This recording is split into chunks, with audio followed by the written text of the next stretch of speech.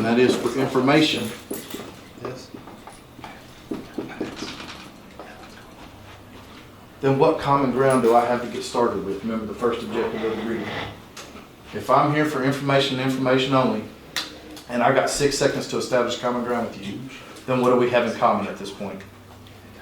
We're both trying to bring you information. You're here for information, I got information to give, right? So, now we understand that, now we can formulate a greeting, okay? Our greeting is going to be formulated around this simple principle right here, that we're going to understand the customer sensitivity issues, that they don't want us to waste their time, and that they don't want to feel like we're getting into their pocketbook, and that they are here for one reason and one reason only right now, and that's just to get information. All right? So, our greeting is real simple. It's WTI.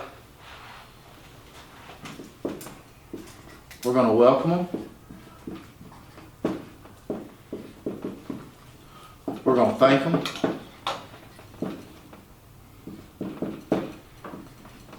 And then we're going to offer them information.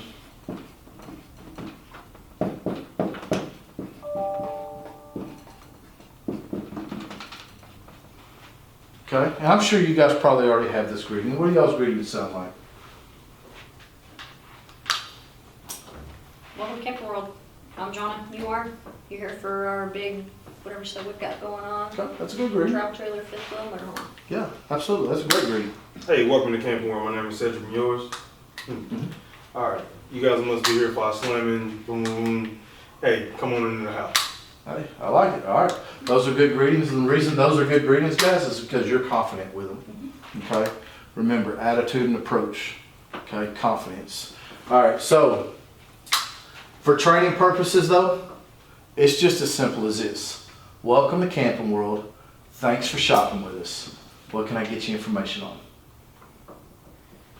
Okay? It's real simple. That can be taught to anybody. Welcome to Camping World. Thanks for shopping with us. What can I get you information on? Now here in just a second, I'm going to show you how you're going to institute what both of you just said. Are you here for our big sale? Okay, we're about to break this down into a couple steps. And then I'm also going to show you how we're going to institute, are you looking for a travel trailer or a fifth wheel? Okay, but let me explain why I don't do this in the greeting. Okay, in the greeting, guys, I've only got 2 objectives I want to accomplish. I want to establish common ground. I want to establish that you're here to get information. I've got some information to give you. And then I want to take control of my process. Okay? Because in the greeting, it's such a futile point in the greeting that if we don't immediately just take control of the process, the customer will get what I call ants in the pants. And we lose control of the process right away. And it's such a shame. I see salespeople all the time. They'll greet customers and their greetings are great. Hey guys, welcome to Camping World. Thanks for shopping with us. My name's Joey and yours? Well, I'm Mike. Hey Mike, what brought you in today, Mike? We just want to look around. Okay, cool. You guys looking for travel trailer, fifth wheel, motorhome? By this time the kids are already pulling on daddy's leg. The wife's done walked off from you. And now he's just standing there wondering, where'd my wife go? And I'm still trying to be nice to this person in front of me that I don't know. So this person at this point is wasting my time. Okay? In the greeting is not where we need to start fact finding. In the greeting is where we need to establish common ground and take control of the process. Show that customer that we're ready to move into service. Okay? So it's as simple as this. Hey guys, welcome to Camping World. Thanks for shopping with us. What can I get you information on? Just here to look. Great, let's get you started. Follow me. Okay? So now let's break this down. So we're going to follow a 5-step process.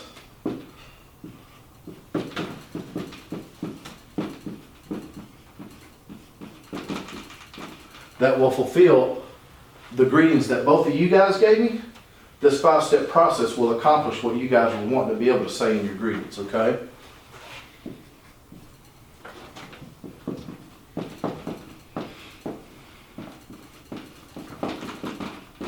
How many times have you guys seen that happen or had it happen to you? Because I've had it happen to me. I lose control in the greeting. And it's because I didn't move into action for that customer. I didn't go ahead and just establish common ground. I started fishing for common ground that didn't matter, right? Old man pulls up in a big old Chevy Z71 truck, right? Cowboy walking in, got his little boy with him, and here I am trying to be that slick salesman. Hey man, how you doing? Good to see you today. Boy, that's a nice truck you got out there. And the guy's like, yeah. And then I'm like, man, where'd you buy that thing at? He's like, he's already thinking, I don't care Yeah. what you think about my truck. Can I not just go? And how many times do you see that happen in the greeting? The customer puts that Heisman pose on that sales rep, starts getting 3 feet away from him, saying, we're just going to go out here and look. Yes. They lost control immediately because they didn't establish common ground that mattered. What matters to the customer? He's here to get some information. He's here to look at your RVs. He's got 3 questions that he hasn't been able to answer yet, or he wouldn't have walked through those front doors. The 3 questions: what do I want to buy? Where am I going to buy it from? And when am I going to buy it? If he had those 3 questions answered, he would never walk through that front door. You'd never get a chance to meet this guy. Okay? So we don't want to waste his time. We want to show that we're ready to move into action for him and understand why we know he's here. That he's here for one reason and one reason only, which is information. All right? So, I just hammered pretty hard on the first step, which is the greeting. Okay? The objective is to establish common ground and then take control of the process. Okay? The second step of this is we're going to source the customer. Everybody understand what sourcing is? Sourcing is real simple. It's when you ask a customer, is this your first time here? Okay? But we're going to do this after we've taken control of the process. Okay?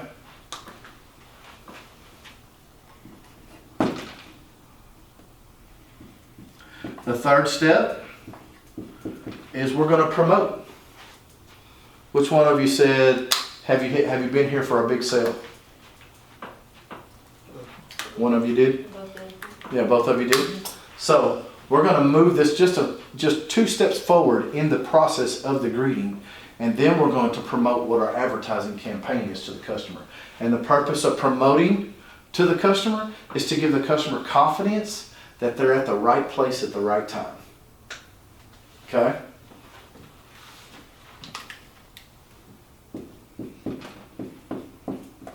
Now comes a crucial step in the process. Remember, we're trying to get this customer to continue to voluntarily turn control over to us, right? Now comes a crucial point in the process where the customer wakes up all of a sudden and goes, whoa, what am I doing? And we need to be ready to handle what we might consider our objections in the greeting. What are some objections you hear in the greeting? Well, I don't have a lot of time. I'm in a rush. Yep. This doesn't really matter. We can talk about the money when I find what I like. That's right. It's just a lot of things that come. It shows you taking too much He's time. telling you about his time and his money. Yes. Sensitivity issues, ain't he? Yes. Right? So now we need to be prepared to be able to handle those objections so that we can get that customer to what? Continue to voluntarily give us control. Because it's at this crucial moment in the process where salespeople lose it. Okay?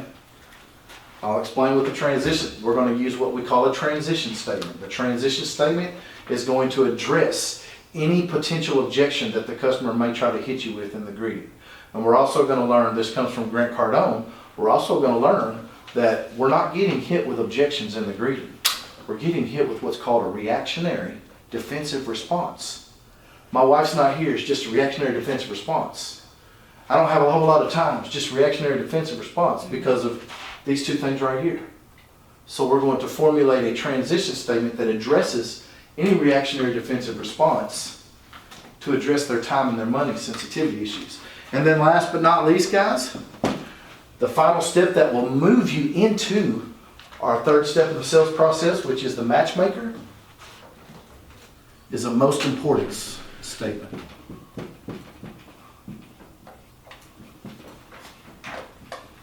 Okay? Now we get to the meat and potatoes here, because now we're going to really start training on this. So now we know a generic greeting that can be taught to any sales rep and that can be utilized 100% of the time without fail, right? You don't have to think about this. WTI. Welcome to Camp World. Thank you for shopping with us. What can I get you information on? Okay. Now we're going to break this down.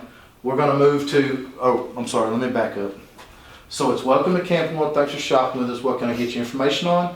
And no matter what that customer says to me at this point, I'm going to take that as common ground to get established with, and then I'm going to move into my second objective of the greeting, and that is to take control of the process. Okay? So it's welcome to Camp World. Thanks for shopping with us. What can I get you information on? Customer says, we're just here looking. What did I hear? I'm here to get information. Right? Then that's when I immediately take control. I say, well, great, let's get you started. Follow me. And I turn and start walking. Okay? People are sheep. Okay? People will follow somebody that looks like a leader, that acts, walks, and talks like a leader. Okay? Now it's not as simple as that. We're still fixing to have to figure out how to continue to get that customer to turn control over to us. Because remember, I said at some point here in a minute, the customer's going to wake up and go, whoa, why am I following her? Okay? So the next thing that we're going to utilize is called the sourcing technique. Now we understand that the sourcing technique is just to simply ask the customer, have you ever been here before? Or is this your first time here? Okay? But we're actually going to use this technique to pull the customer along with us. And here's what I mean. I greet the customer, and I need a little bit of walking distance here. I greet the customer. Hey guys, welcome to Camp World. Thanks for shopping with us. My name's Joey, and yours? Cedric. Cedric, what can I get you information on today? Oh man, I'm just here to look. Oh great, let's get started. Follow me. And then I go 1, 2, 3, and as I'm walking, Cedric's standing there going, am I supposed to follow him? Right? So I need to use some sort of a technique that pulls him along with me. So I use 3 steps, and then I drop my sourcing technique on him. Hey guys, welcome to Camp World. Thanks for shopping with us. My name's Joey, and yours? Cedric. Cedric, great to meet you, man. What can I get you information on today? I'm here just to look. Oh, great. Let's get you started. Follow me. 1, 2, 3. Is this your first time here? And I turn back to him. Okay. You see that? I'm gonna use that. I turn back to him. I wake him up as if to say, you're supposed to be following me. You see that? That's big. And here's what Cedric did. Cedric was right here. All right, this is going to be hard for me to demo this for you guys, but here's the sales rep. I'm Cedric. Sales rep said, well, great, let's get you started. Follow me. And I'm like, I look at my wife. I'm like, but then all of a sudden he says, is this your first time here? And I'm like, oh, yeah, it's our first time here. It's a technique to pull the customer along with you. Okay? Oh, yeah. So we use the sourcing. Number one, we understand why we use the sourcing technique, right, on a local level, and that is so that if they were already working with another sales rep, we can get them with that sales rep, right? But number two, from the psychology of what we're trying to accomplish, which is what? We're trying to get the customer to voluntarily turn control over to us. We're going to use the sourcing technique as a technique to pull the customer along. Okay? So now the customer wakes up and goes, oh yeah, no, it's our first time here. And now they're following you. Okay? Now we're going to promote to the customer. We're going to brag about our promotion that's going on so that we can give the customer confidence that they're at the right place at the right time. All right? So it looks like this. Hey guys, welcome to Camp World. Thanks for shopping with us. What can I get you information on? We're just here to look. Great, let's get you started. Follow me. 1, 2, 3. Is this your first time here? Sorry. You guys good? Go ahead, Liz.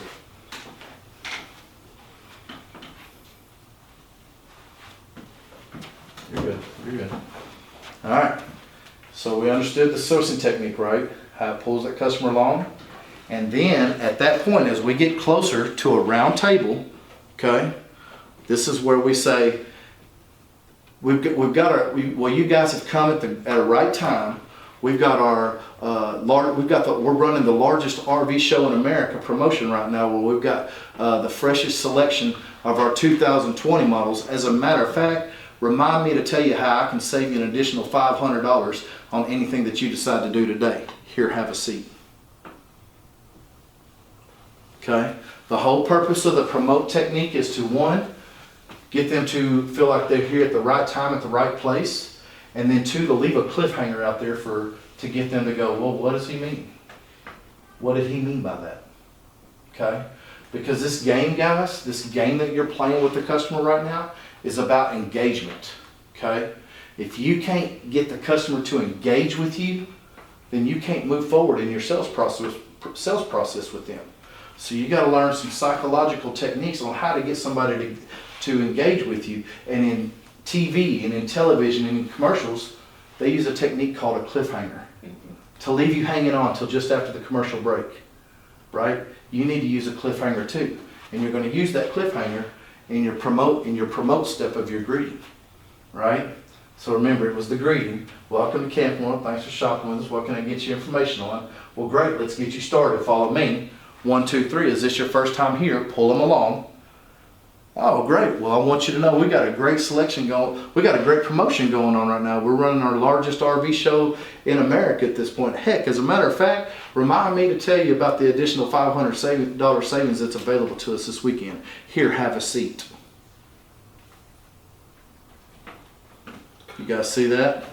Okay. Now, what is the last thing that you saw me do there too? I gave a command. This is something you got to teach your salespeople. You got to teach your salespeople how to give a command. Okay? Too often, salespeople are apologetic. Too often, salespeople ask for permission. Okay? We're not asking for permission for our process. Okay? Our job as sales reps is to engage, remember that word, to engage 100% of our customers into our sales process, and then our job from there is to continue to walk them through that process, and we do two things through that. We build value and create urgency. But our job is to engage 100% of our customers that walks that front door, to engage them into our sales process. Okay? And then continue to maintain that engagement so that we can walk them all the way through the process and build value and create urgency. Okay? So, the cliffhanger helps establish engagement. Okay? Actually, I backed up there. The commandment. So where I was trying to go with that was, we got to teach our salespeople how to give a command, how to not be apologetic for your sales process. Okay? Little mantra that I like to teach is that our sales process, our process is our process, and it's always our process. We don't ask for permission for it, and we don't make excuses for it. We just do it. Just tell them what you want them to do. Tell them what you want to do. That's right. Give them a command. All right. So that last piece there was, here, have a seat. And of course, at that point is when I pull a chair out, and then I go and I sit down myself. Okay. So that last takes us into a most important statement. Okay. Actually, I fast forwarded to for you.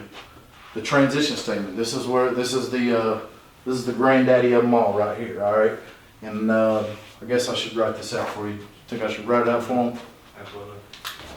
This is where we're going to address any RDRs. What is an RDR? A reactionary defensive response from the customer. Because at this point, when I've asked a customer to have a seat, is when I'm going to get the pushback. Okay? I'm either going to get the guy that stands there and folds his arm and stands over me, right? Or I'm going to get the guy that just starts bucking and says, can't I just go look at some RVs? Do we have to do all this? How am I going to handle that, right? I need to know how to be able to address that. So we'll use what's called the transition statement. All right? Let me write this out. It's going to seem long when I write it out, but when you memorize it, it's just 2 segments that you got to memorize, okay?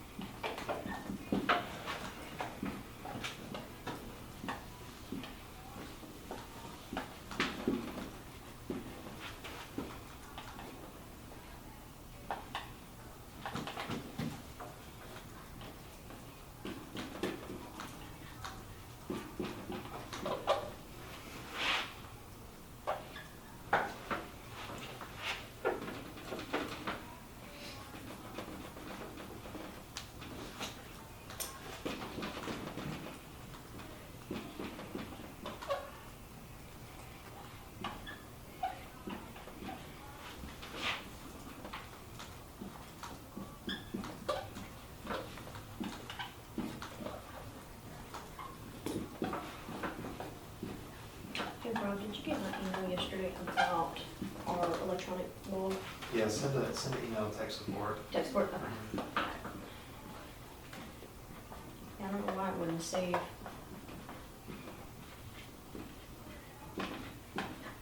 So what, the whole thing? Whole thing. Because on ours, like we could see, it ended up like the 27th of August. So we were just like, well, we'll just continue adding ours on there because that's when we got it. Finished our month with that, and then started in September, had everything updated through Saturday. And then when I was pulling it up for Brian Saturday morning, gone. Everything. Are you sure you saved it? I did. I even went back and deleted everything and resaved it again Saturday, or no, is it? Yeah, Saturday evening, and then pulled it up again before I left, and then Monday it was gone. So I don't know. Let me know when y'all got that written down.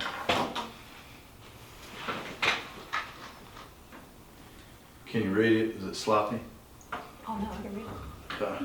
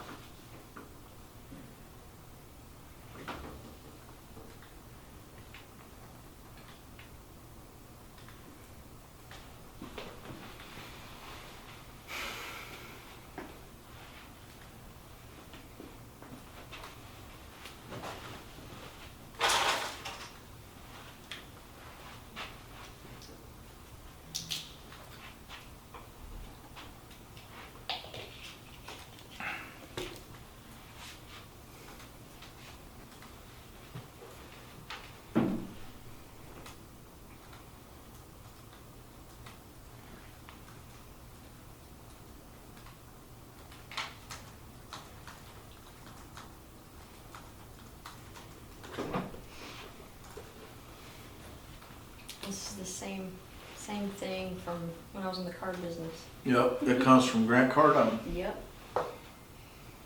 Remember, nothing I do is original. Mm-hmm. I'm a student of the game.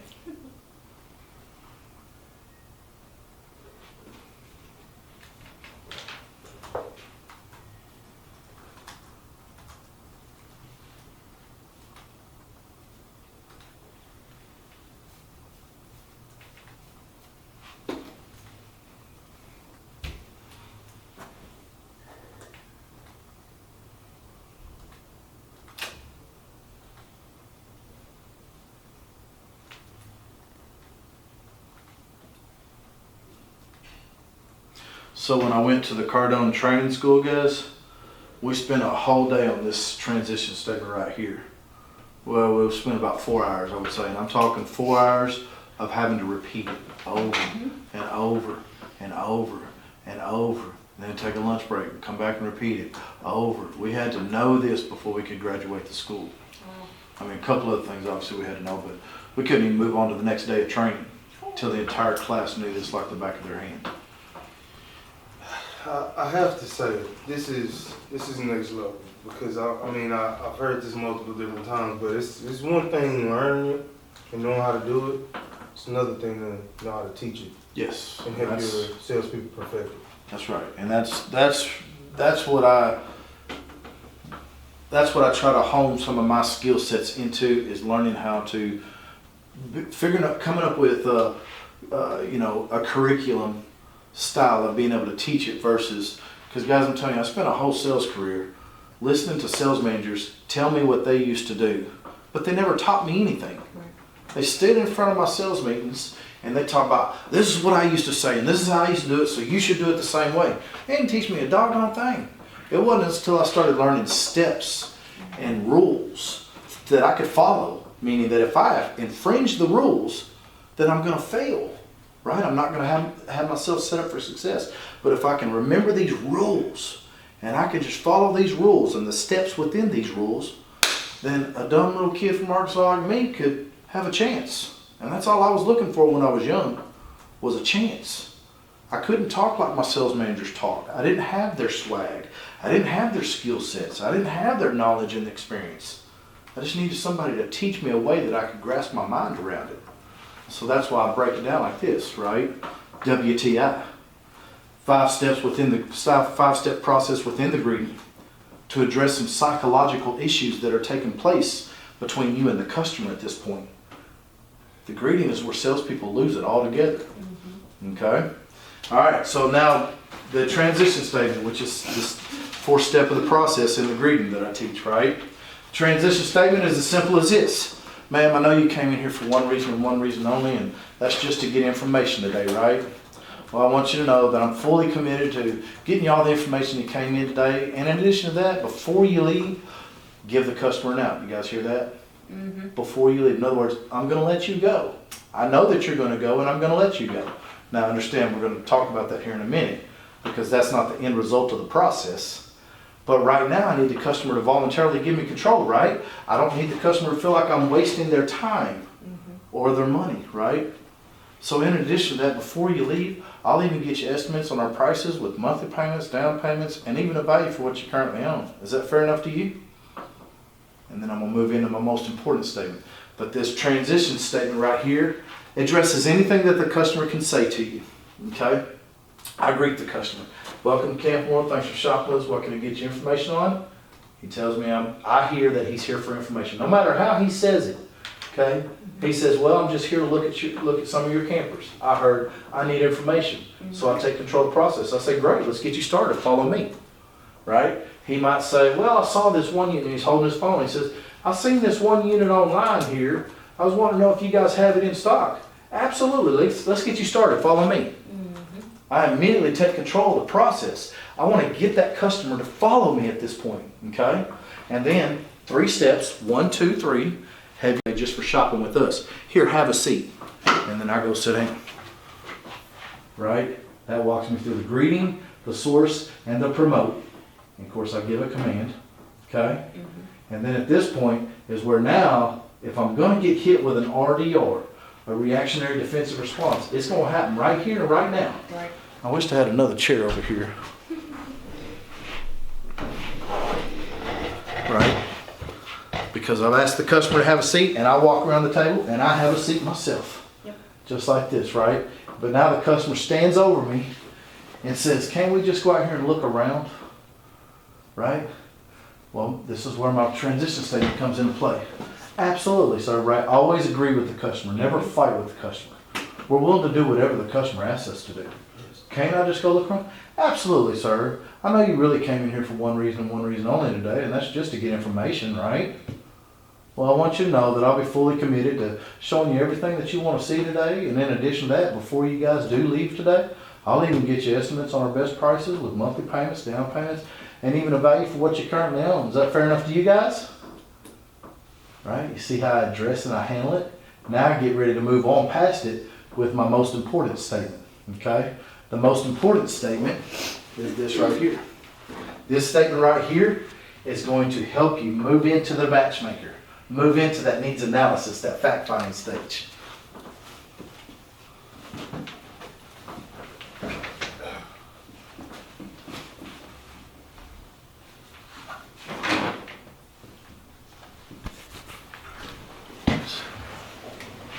I'm gonna get up Oh, this okay. board real quick. I'm about to sit down and write the rest of this.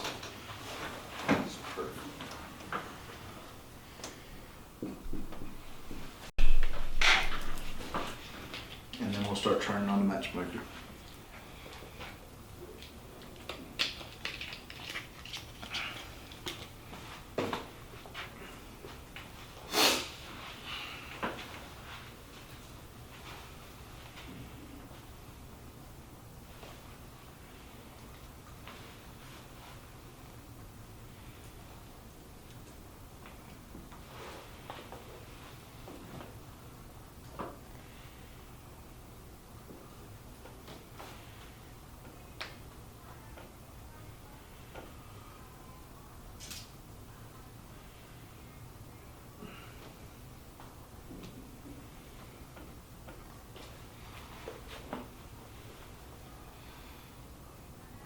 I'll wrap up explaining this most important statement to you, and then I want to revert back to that transition statement again. Talk to you a little bit more about it.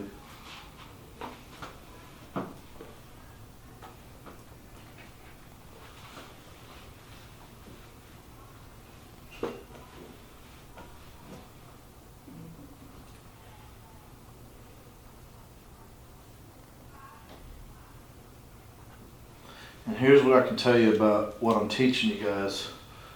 The salespeople, you know, I teach this to everybody, right? But of course, you can lead a horse to water, but you can't make them drink it.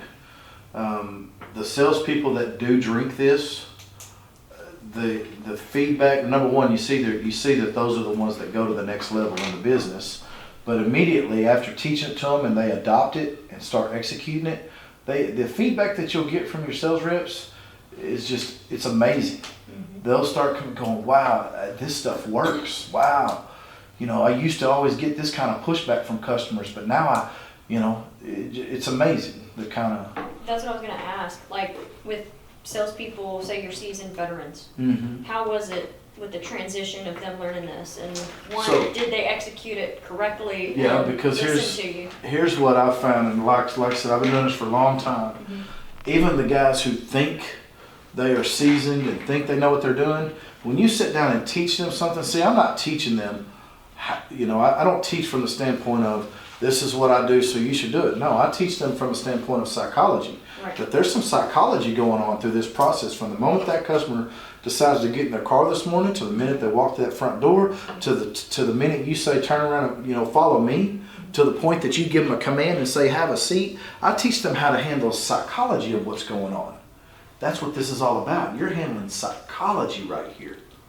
Okay? So when I teach that to even the most veteran of sales reps, they light up. Yeah. They go, wow, this Makes is sense to good. You know what I mean? Yeah. Makes sense So- of why we do what we do. Yeah. I'm not trying to teach a sales manual here. Right. I'm trying to teach you some techniques and some techniques and some skill sets to utilize to battle the psychology that's taking place between you and the customer. Sure. Okay? And this is the salespeople that can grasp this are your guys that go to the next level. Okay? All right, so the most important statement is all I want to do at this point is just find out what's most important to you. But the thing that's most important to me is your name, and I just want to write it down just so I don't forget, okay? And again, what do we want? We want the customer to voluntarily turn control over to us, right? What do you think they're going to say? Sure, yeah. Okay, sure. At that point, they've given you permission to take a pen and paper, where if you would have done it without permission from the customer, they'd go, whoa, why are we doing paperwork? Yeah. Why are you just Right? Why are you filling stuff out here? I just want to go out here and look around, right? So we got the customer to voluntarily give us that control. Through what? Through what aspect? The aspect of the thing that's most important to them. What's most important to them? information? No. To you. What's the most important thing to you in the world to you? Yourself. You probably don't even realize this. You ready for this? It's your name. Yeah. It's the first thing you heard when you came into this world, and unfortunately, it will probably, hopefully, it'll probably be the only last word you hear when you leave this world, right? When you were brought into this world, whoever brought you into this world, the loved one, looked you in your eyes and said, was it Jonah? John, yeah. Jonna? Jonna, I love you. And then the last person in this world that says goodbye to you will say, Jonna, I love you. Right? Hopefully but you guys understand, the most important sound in the world to you is your name. Right. Because as long as we're hearing our name, we know we're alive. Right. That's why when we're trying to revive somebody, we call them by their name, because it's the sweetest sound in the world to them. So, with the customer, don't you think it's the same? Absolutely. Because guess where they just left? They left your competitor down the street, and 5 minutes after meeting that customer, the last salesperson, 5 minutes after meeting them, they started calling him buddy, pal, friend. Started calling them everything but their name. Right? What was your name? Cedric. Cedric. Yes, sir.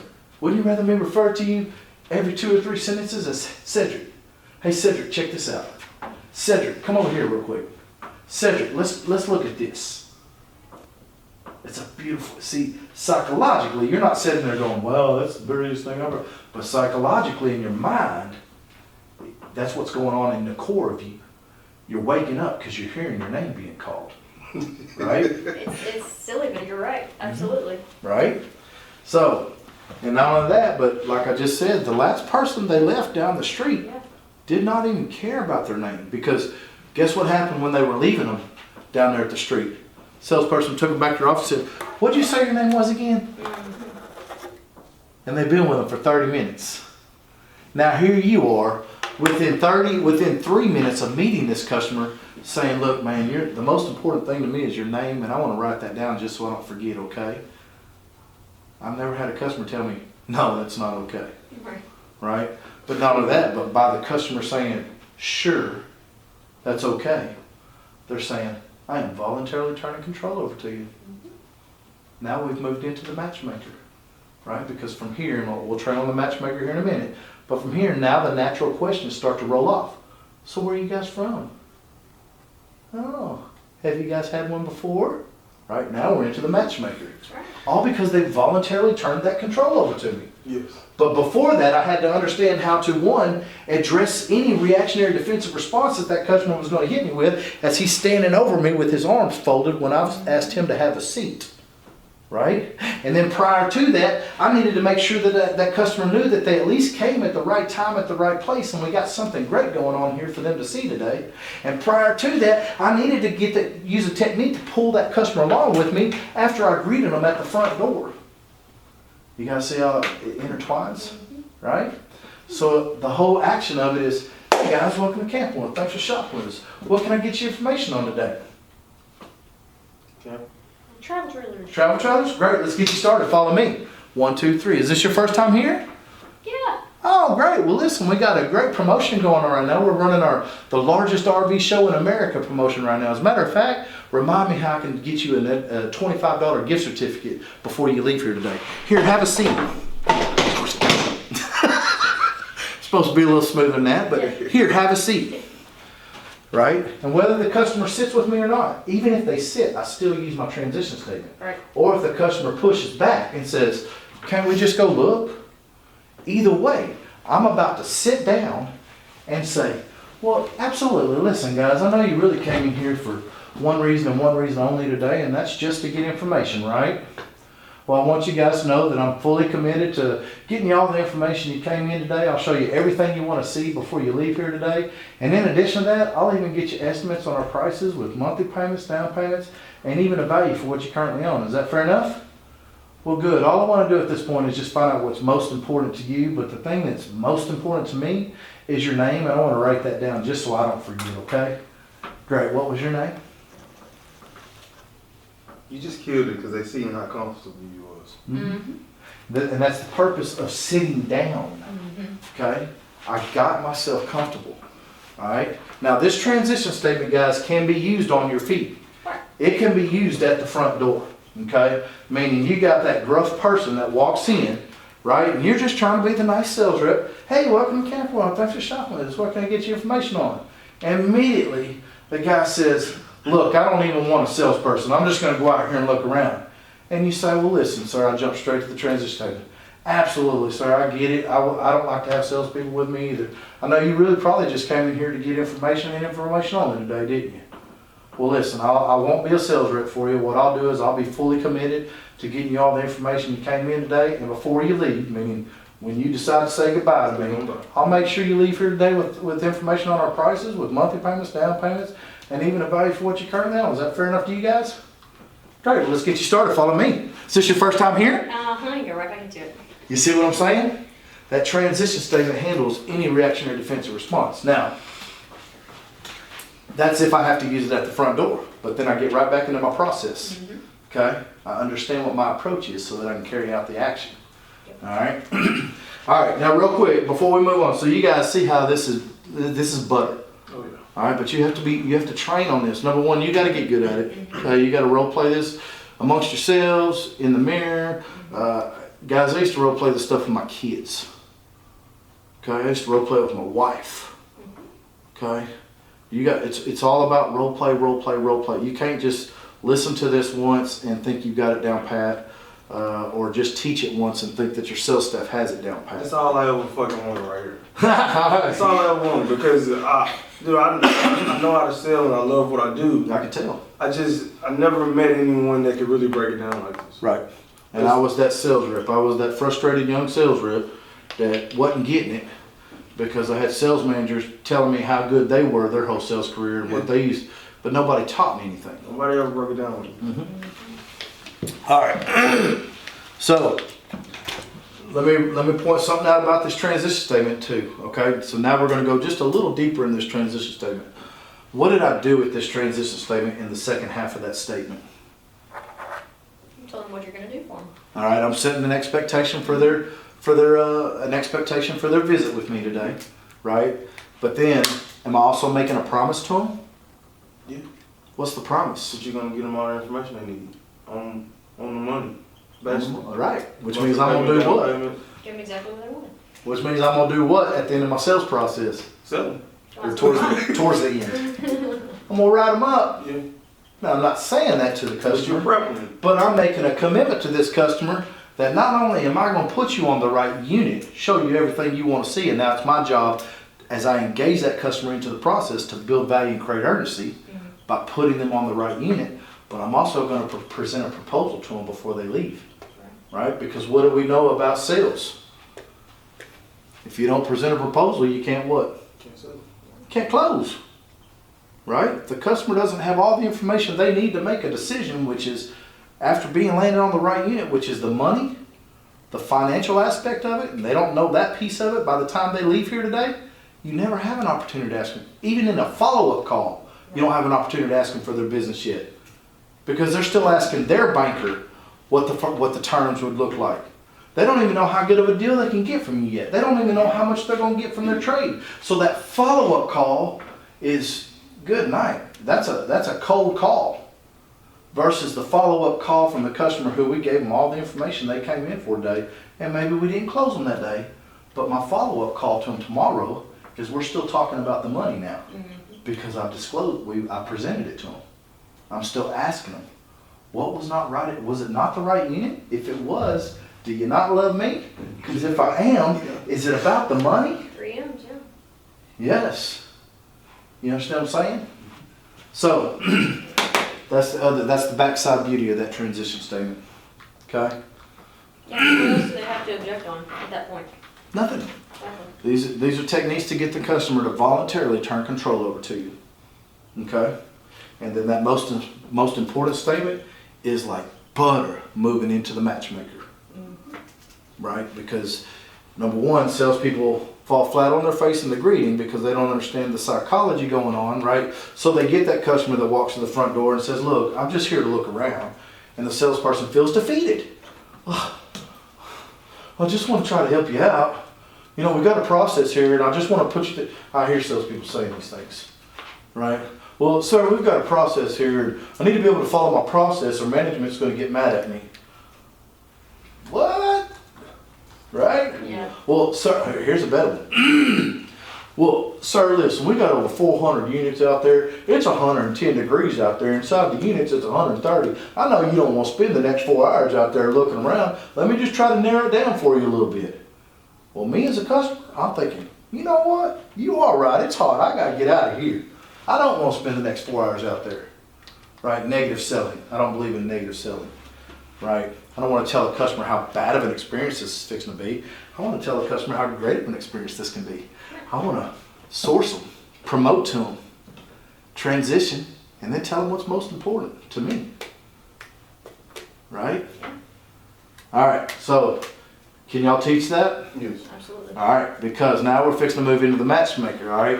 In our sales process, guys, the most two important steps other than the attitude step of our process, the most two important steps is greeting and matchmaker. Because if we can't nail the greeting and the matchmaker, we can't nail the rest of our sales process. I mean, it's that crucial, all right? So we're gonna move on. We'll take a quick little break, Rob. Yeah. We'll move on to the all right, so we see how leaving off with the most important statement, right, naturally navigates us into the matchmaker, right? Because hopefully at that point, we're actually sitting down with the customer, and we've asked the customer to voluntarily turn control over to us, right? With a pen and a paper, right? They've given us permission to start recording information in front of them, okay? What were the 5 objectives that I shared with you of step 3 in the sales process? What is step 3 in the sales process? Matchmaker. Matchmaker. And what were the 5 objectives that I shared with you for the matchmaker? Wants, needs, type RV, floor plans, tow vehicle and budget. Right. 6. I incorporate understanding tow vehicles with floor plans, right? Okay. And then budget. So, with your experience in the past, obviously, from having sold RVs, you know what kinds of questions to ask, right? You know, if we're looking for travel trailer, fifth wheel, you know, if we're looking for rear living floor plans, front kitchens, you know, if we're looking to sleep 6, possibly bunkhouses, or maybe we go to toy haulers, right? You know all these what questions. Where salespeople fail in the matchmaker is all they do is ask the what. They never ask the why. Okay? And this is the number one thing that I teach to salespeople is that in the matchmaker,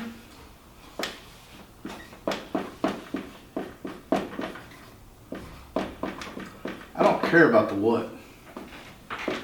I want to care about the why.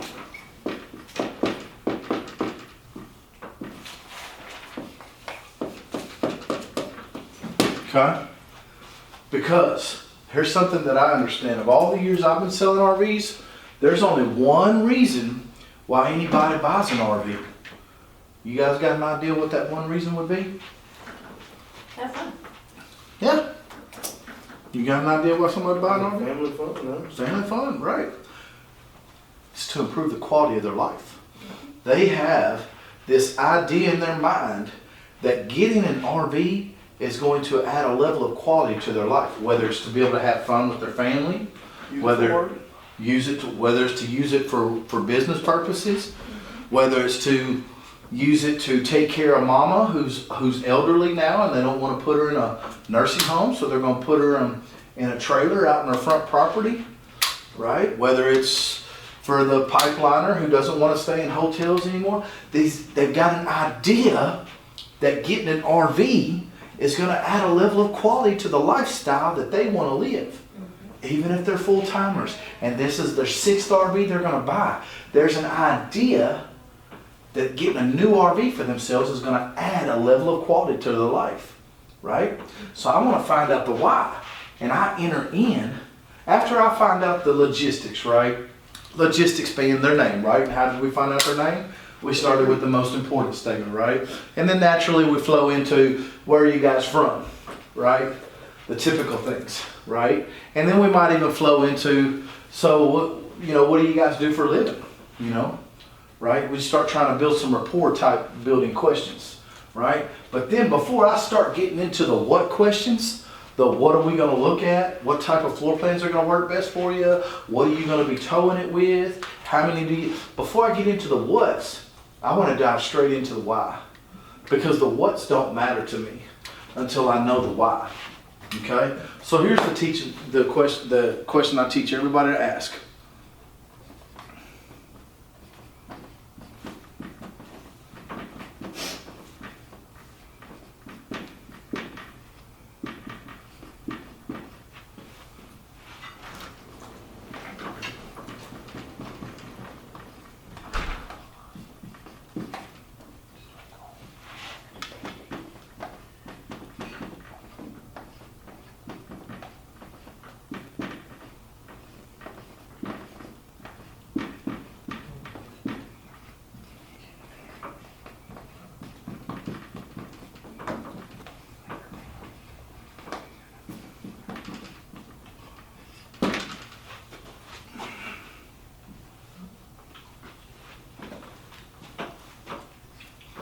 You know when you got to roll down.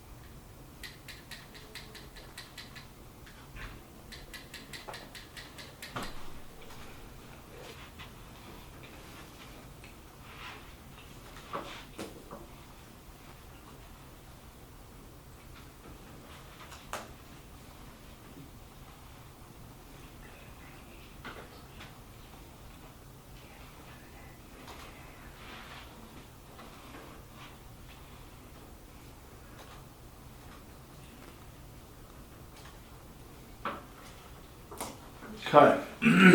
So would you guys agree that this is a very profound question? Okay.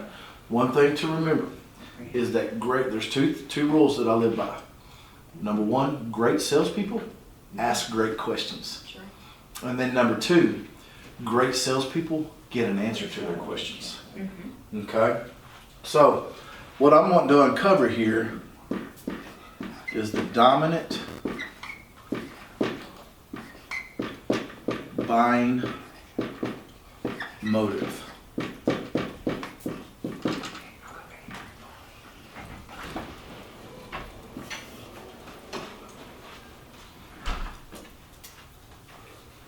Our salespeople don't uncover the customer's dominant buying motive because they never ask great questions. They start asking the questions that probably we taught them to ask as managers. We taught them to ask what type of floor plan they're looking for, whether they want to go big, small, whether they're looking for rear living. We taught them about the floor plans. We taught them about sleeping arrangements. We taught them about towing capacities. We never taught them how to ask questions to uncover what the dominant buying motive would be. Because once your sales reps can figure out how to can uncover the dominant buying motive of a customer, now we can coach them on how to go sell an RV to them. Okay, so that question right there, the few salespeople on this particular staff that are using it, they live by it now. I hear them saying it every time with customers, and it blows my mind because I've even heard customers reply back, "Wow, that's a great question." It makes somebody think. See, a great question is a question that gets you to think, right? Because they just left 2 other dealerships, right? Number one, they got greeted poorly. Number two, they got told, "Well, I want to get some information from you before we go out there on the lot. I hope you guys don't teach your salespeople that word track." We're not. They're not here to give us information. We're here to give them information. Okay. But then number three, the salesperson didn't care nothing about the customer. All he cared about was the what. What are we going to look at? Well, let's go out here and take a look at it. I got this one, I got this one, this one. Which one you like? Well, ain't it pretty? Don't you like it? Want to buy it? That's called the triangle sales process. Y'all ever heard that? Ain't it pretty? Don't you like it? Want to buy it? Right? But they never tap into the why, so they never know how to go sell an RV to a customer. Because here's I'm not going to write this up here, but I want you guys to remember this. There is no such thing as the perfect RV. It doesn't become the perfect RV until a salesman sells them the perfect RV. Which means it is our job to build enough value and match it up, not with their wants and their needs, but with their dominant buying motive so that it becomes the perfect RV for them. Okay?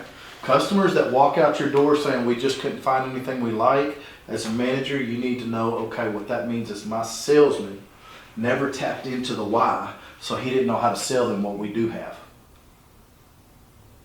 He or she, okay? All right? So this one question right here, of when you decide, okay, now it's time for me to dive into the meat with this customer on trying to do a matchmaker with them, start with this. Not what are we going to look at today, right? Even when the customer's riding off, look, I just want to come out here and look at your travel trailers. You know, I'm looking for something 27-foot rear live. We had one in the past, but you know, I want to look at that. Oh, cool, man. Well, we got a great selection. Let me ask you though, what is it about the idea of getting an RV, a new RV for yourself, that's going to add a level of quality to your life? You see what I'm saying? Alright, so that's my very first question, my first technique in the matchmaker that I use. The second technique I use is what I call the 3 preves.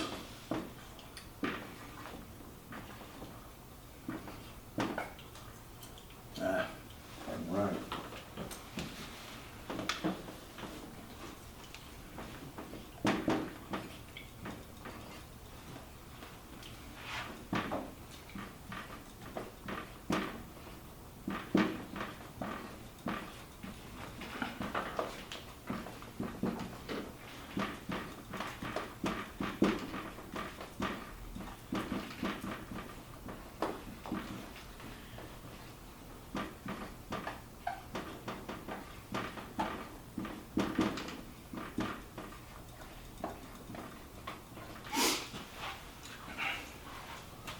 Three preves, which is just me shortening up for I want to tap into with this customer whether the idea of getting an RV to add a level of quality to their life is because they've either previously had one in the past, previous ownership, or they've had previous RVing experience, or they've been previously exposed to RVs.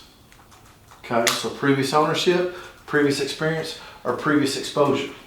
Okay, if I can find out that the customer's had one in the past or currently has one, okay, and let me back up. Remember when I taught you guys the transition statement? And the second half of that transition statement said, in addition to that, before you leave, I'll even get you estimates on our best prices with monthly payments, down payments, and even a value for what you currently own. Is that fair enough to you? And she says yes. What do I know about her already? You got one? She's currently got one, right? So I know that I'm going to be able to tap into previous ownership, and the purpose for that is this is a lesson from Grant Cardone. He says, if a crime's committed, where do you start investigating that crime? Where's that? Back at the scene of the crime. Okay? So if their idea of adding a level of quality to the life is because they currently had one, let's go back to the scene of that crime. Find out what was it about the scene of that crime that's got them interested again today. Okay? So tap into the previous ownership, and natural conversation can happen from that, right? So I asked my first question. So, Mr. Customer, let me ask you a question. What is it about the idea of getting a new RV for yourself that's going to add a level of quality to your life? Right? And they said, well, we've been wanting to do this or that, and because of this or because of that, right? So, okay. Well, so what do you guys, do you guys currently have one now? First, I'm going to try to tap into previous ownership. If they say, well, yeah, we actually do. I said, great, what do you guys got? Right? Now I just become the curious neighbor through that process, right? When your neighbor pulls up in a brand new RV, or let's say a brand new car next door, you walk over next door in their driveway and you go, man, what is that? Where'd you get that from? Did you just buy that? Who'd you buy it from? How was that experience over there? Wow, what made you decide to get this? Right? If I start asking the same kind of questions, right, a customer will tell us everything that we need to know through their previous ownership on how to sell them their new one. Okay? So it's real simple. So, do you guys currently have one now? You do? What do you got? Oh wow, those are really nice. How long ago did you buy that? Right? And guys, remember what our itch cycle is in our business. It's a 4 to 6 year, or now they're saying 4 to 5 years. Right? The itch cycle now is it 4 years now, boss? Pretty solid itch cycle. Would you say it's 4 years at this point? Yeah. So you get a customer who says, "Oh, we bought it 4 years ago." What do you need to know? Actually, it's just under 3 years. Under 3 years. So a 3-year itch cycle, and that customer says, "Well, we bought it about 3 years ago." What does that sales rep need to know at that point? What's changed in 3 years? Things have changed, but what the salesperson needs to know, be given a little confidence of, is, wow, this customer's in the itch cycle, which means they're not just looking. You see what I'm saying? All right. So have you owned one before? Yeah, it's a blah blah blah blah. Oh wow, those are really nice. How long ago did you buy that? Oh wow. Well, did you buy it new or used? Right. Why do I want to ask that question? You know what kind of bird you got? Huh? Know what kind of buyer. We're creatures of habit, right? Unless something changes in our life, and I can actually give you guys 10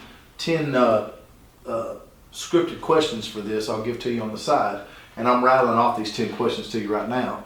But these are questions so that I can uncover a buyer's profile. I want to start learning about how you buy things, i.e. in this world, an RV. Okay, because if you already own one, I can tap into that previous ownership experience. All right, how long ago did you buy it? Did you buy it never used? Right, and if he says, well, I bought it pre-owned, right, then automatically I bank that in my mind and I start thinking, okay, unless something's changed in his life, typically we buy things the same way we did last time. We're going to buy it, do it the same way again, right? If I'm a guy that likes to buy new trucks, right, then the next truck I buy is going to be a what? A new truck. Unless something changes in my life and I go broke and I lose everything in my life, now I got to buy what? Used. Because something changed in my life, right? Or I used to buy used trucks and now my kids are grown up and moved to college and I've got more free disposable income. Now I might be able to get a new truck, right? Same with RVs, right? So did you buy it new or used? What made you buy that one when you saw it? Did you buy it from a dealership or a private party? How do they shop? Right? How long did it take you to buy that when you first found it? Why would I want to ask that? It really lets you know what kind of buyer you got. Yeah. I mean, they can make a decision right now. He says, oh, we was just driving by one day and my wife here decided we'd stop in and take a look. She found one she fell in love with, so she twisted my arm. We went ahead and got it. What do I need? I need to do now in the sales process. I need to sell Mama, because Mama gonna twist his arm if I can get her excited about something, right? What about this guy? Well, we found it in Oklahoma. We were looking online and we drove up to Oklahoma and looked at it, but then we decided we found another one over in Kentucky, and we drove over to Kentucky and looked at one there, and then went back home. We just kind of did our math on it and looked and talked about it. We was going to get the one in Oklahoma, but they already sold it. But then luckily we ended up finding one in Missouri. So we finally drove up. What does that tell you about what kind of customer you got there? Willing to travel for the best project. Nah, not necessarily. That's just a very analytical customer, which tells me I'm going to have to figure out a way to pull emotion out of this customer. Tells me that every salesperson prior to me has been dealing with them on an analytical level, right? They've been trying to make it analytically make sense to this customer because that's the way this customer wants to work. But the reality is every RV purchase is an emotional purchase. Yeah. I've never made an analytical RV sale, ever. Okay? And what it's taken me being able to pull emotion out of the customer, right? To get that ether level to rise in a customer. And then when the ether level rises, that's when I ask them for their business. That's when I clamp down, okay?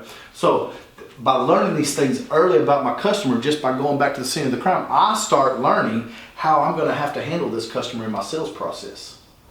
All right, this is deep stuff I'm giving you, all right? Now let's say what I said. So if you guys had one in the past, because I wanna tap into one of the 3 previous, and they say, no, it's our first one. Well, now I wanna tap into, well, what gave them the idea for an RV? So I moved to the second pre. Well, have you guys ever been camping before? Previous experience? Yeah, back when I was a kid, I used to go with my grandma up to Kentucky Lake. She had a motor home back then and just used to have a good old time. And oh, okay. Well, is that so? You guys, you want to do the same thing with your kids now? Yeah. Well, what kind of memories did you have from camping back then? Why do I want to start finding out about what his previous memories are? Because I'm tapping into his previous experience. His previous memories are going to tell me how to go sell him a new RV. Because all he's wanting to do is relive those experiences. With his kids. Huh? With his kids. With his kids, if that's the case. You know, it's just a scenario I'm painting right there. Yeah. But you understand what I'm saying? I'm tapping into previous exposure, or previous experience, so that I know how to go out there and sell him on previous experience. Because all he or she is wanting to do at that point is relive a previous experience. Okay?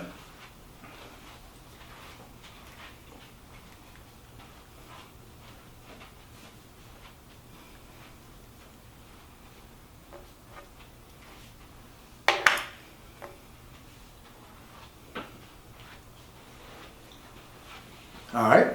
So I started off by asking them, so do you guys currently have one now? Or have you had one in the past? And they say yes. If they say yes, I know how to dive into those now, right? I know how to go back to the scene of the crime. What caused the crime? What was the thought process that made you decide to get one? When you did decide to get it, why did you decide to get that one? When you decided to get it, why did you get it where you bought it from? Right? How great was that experience? What is, and of course, here we go. What is it about what you had in the past that you would want your next one to have, that you would want your next one to have? And what is it about the one you had in the past that you wouldn't want your next one to have?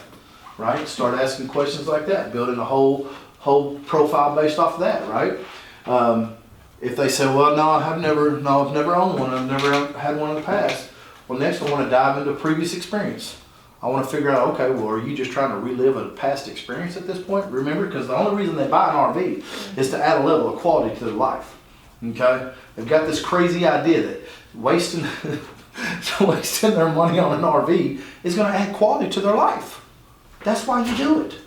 Okay? Nobody said buying an RV is a smart investment, but in the form of adding memories and friendships and family bonds, it's priceless. You can't put a price on that. And that's what the RV lifestyle does for people. Okay? So I want to tap into, find out if there's a previous experience there if they don't have previous ownership. If there is previous experience, I want to find out what that experience was. Where did they go? Who did they go with? What did they camp in? What did they like about what they camped in? What did they not like about what they camped in? What would they want their new RV to have that one didn't have? What would they want their new RV to have that maybe they did have? Right? Would they take it to the same places? Right? Same type of experience. But if they said, no, I've never even been camping. You've never been RVing?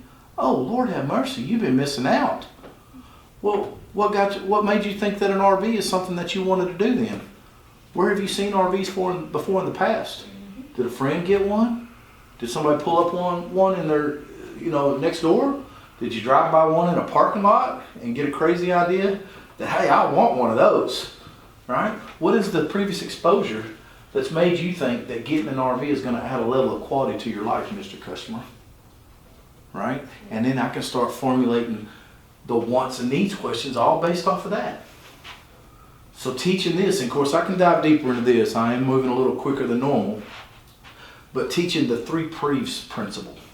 Okay? Just something I came up with over the years because it's the principle is not a new principle I've come up with. I just like my 5-step greeting process. That's just something that I formulated over the years for it to make sense to me because I needed to figure out a way to deal with all the psychology that was taking place. Okay. Now I needed to formulate a way to deal with the psychology of why someone would even purchase an RV. Okay. And I found out that I got to go back to the scene of the crime. Was it because they owned one in the past? Or was it because they've been RVing in the past? Or was it just because something exposed them to them? Maybe it was TV.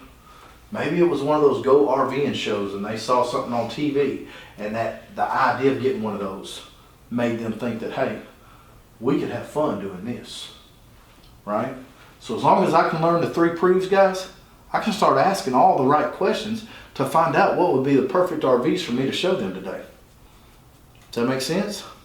Okay. All right. Then from there, we start diving into the what questions. The what questions meaning how many are you going to need to be able to sleep? What type of floor plans do you think would work best for you if you don't have an idea for them already as a sales rep, right? Typically by this point, you're giving the customer ideas, right? What are you going to be towing with? Now we're diving into those questions, right? Are you getting a new truck or are you using the truck that you currently got to tow it with? All right? That's where we drum up all that. In my mind, the way I think about the matchmaker, the what questions come last. I want to spend the first 5 to 10 minutes asking the why questions. Okay? Now, last but not least, remember we said we needed to find out the wants and the needs, type of RV we're going to show them. Don't you think we would have figured out wants and needs and types of RVs just through this simple process right here? All right? And then, and floor plans, right? If you know your inventory, you're already as a sales rep, as a professional, starting to get an idea of what you have in inventory that's going to be perfect for this customer, right? So now at this point, what we need to do last and not least is make sure that we establish a budget a point of reference for some RVs that we're gonna show this customer to make sure that it's gonna be okay with the customer, okay? So, this is where salespeople drop the ball as well. They start asking questions about their budget, right? And what's one of the sensitivity issues we find out about the customer early on? Money. Money. And at this point, I've known the customer for probably less than 15 minutes, and I'm already trying to ask them about their money, right? If we ask the wrong questions, we are going to get pushback as sales reps, okay? And I call them confrontational questions. Because if my sensitivity issue is money, and you're going to ask me about money, I'm going to put up a little fight for you, right? Here's some confrontational questions. So, how much are you looking to spend? What kind of reply what kind of reply did you get when you did it? I used to ask these questions too. Oh yeah, 10,000. Yeah, I don't want to spend $10,000. As little as possible. Yeah, as little as possible, right? Here's another confrontation. They're giving you, they're not giving you real answers. Remember, great salespeople ask great questions, and great salespeople get real answers. Right. See, those aren't real answers. Number one, they're bad questions. Number two, they're not real answers. All right. Another what I call a confrontational question, because it's messing with their sensitivity issues. Right? Is so you plan on paying cash or financing? Right. Early in my sales career, Yeah. can't tell you how many times I was told it don't matter. And I still hear that on the sales floor today when sales reps ask the same doggone question. I was waving at the camera. Same doggone question, right? And they come to the tower on your manager checkpoint 1 and you ask them what were their budget anchors. And I'm going to teach you guys this how to do it from the desk here in a minute. But you ask them what were their budget anchors and the sales rep says, oh, they wouldn't tell me. Well, it's because you're asking them confrontational questions about their money. Okay? You're asking them questions like, well, what kind of payments are you guys looking for? As little as possible. $200 a month, or we want to look at your Montanas. Right? Or how much you plan on putting down? What's the answer? 0. 0. Right? And here's the thing. You guys know the rule, or there's a falsehood in sales that says buyers are liars. Right? Here's the reality of that. Buyers are not liars. Buyers will do whatever it takes to protect their sensitivity issues, their time and their money. When they say they don't want a salesperson, they're not saying I don't want somebody to help me. They're saying I don't want somebody to waste my time. When they're saying I don't want to put no money down, they're not saying I can't put money down. They're saying I just don't want you getting into my pocketbook right now. You guys feel me? Yep. So buyers aren't liars. Buyers will protect themselves though if we ask questions that force them to tell us lies. We as salespeople cause a customer to become a liar, but they're not liars. Okay? All right, so what we want to utilize is what we call the anchor technique. I'm sure you guys know about this by now.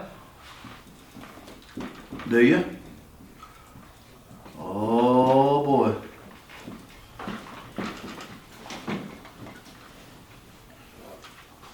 Oh boy, y'all don't know the anchor technique. Alright, it's real simple. This is what the anchor technique is. The anchor technique is, one, you have to know your inventory, okay? Your sales reps have to know their inventory, okay? I'll teach you a real simple way to get them to understand their inventory here in just a minute as far as price ranges go, okay? To be able to utilize this anchor technique. But you have to know your inventory so that when you are about to execute this technique, you have you as a sales rep already understand what the point of references are going to be. Because the anchor technique is just that.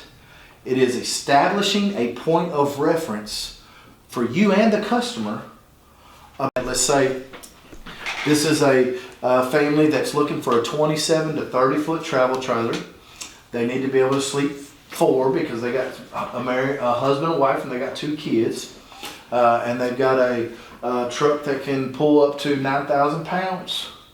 Then what I know is I'm going to go show them some 27, 30 foot bunkhouse travel trailers. And what I know about the 27 to 30 foot bunkhouse travel trailers that I have out there on my lot is typically they range between $25,000 to $35,000. And this is my thought process in my mind. So what I'm gonna do now is use a rule of 10 to establish, go ahead, we can pause for a second actually. Look, John Miller, oh yeah, what's that too? make sure we're getting stuff done. Follow-ups? Yes. Uh-huh. Yeah, my email blowing up. I got you.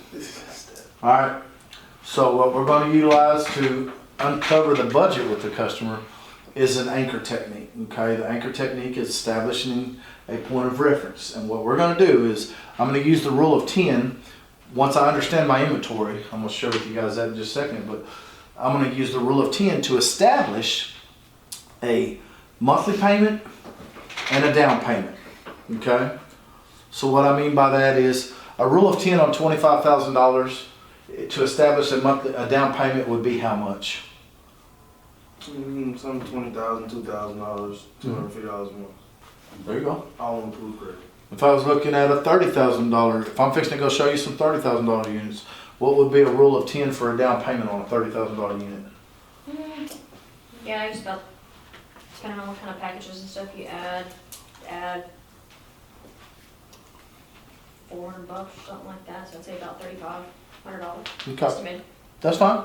That's fine. So guys, real simple on this. Rule of 10, just multiply it by a rule of 10 and equate that to a down payment, a monthly payment. If I'm gonna go show a $30,000 camper, then in my mind I think, okay, $3,000 down at $300 a month. Okay? This is assuming with good credit, and we're fixing to ask the credit question as well. Okay? If I'm gonna show a $20,000 camper, then in my mind, the rule of 10 on that is $2,000 down at $200 a month. Okay? But then I'm always gonna give a spread with that. I'm always gonna give a $1,000 spread and a $100 spread. Okay? So if I know I'm taking this family out to show them a 27 foot travel trailers to sleep for and tow for 9,000 and tow with a truck that can pull up to 9,000 pounds, that tells me I'm going to be showing anything from $25,000 to $35,000 to them, right? So my anchor technique is going to sound just like this.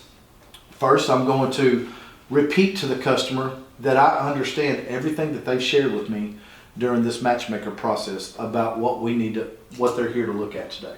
Okay? So I would say, Curtis, right? Yes.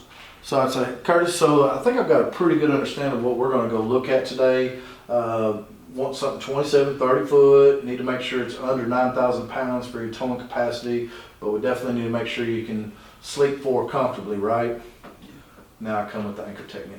Well, here's what I can tell you. I got a pretty good idea of some campers out there that are going to work for you guys today, but here's what I can tell you. Most of my customers who typically have bought these types of campers from me in the past typically ended up putting down $2,500 to $3,500 and had a payment of $250 to $350 a month. Is that a good place for me and you to start? Well, I want to stay as close to 250 as possible. Oh, great. Well, I'll tell you what, and he just fell right into my own hand there. Mhm. Okay. But nonetheless, I established a point of reference. Right. And the only reason I did that just because I try to tell a lot of guys when you get on a lot, and this guy told you 250. So when you get the point as fucking campers that you know that's gonna be up there a little bit, you just gotta be able to bump them on the lot and tell them, hey, well, you told me you wanted to be right around 3,000, 350 a month. This one's gonna probably put you in putting another $1,000 out of your pocket. So you are using the anchor technique. Yeah. You are establishing a point of reference inside before you hit the lot. Right? Yes, sir. Okay. So what you're doing is you're utilizing what the anchor technique is. Okay. I told you I just never been taught about steps. Okay. That's good. That's good. That's good. All right. So the anchor technique is this. The word track is this. Let me sit down and write it. Track for the anchor technique. Most of my customers who have bought these types of RVs from me in the past typically ended up putting down X to X. Remember, we're going to use the rule of 10, of course, if you know the game, up the ante. Typically ended up putting down X to X with a payment of X to X. Is that a good place for me and you to start?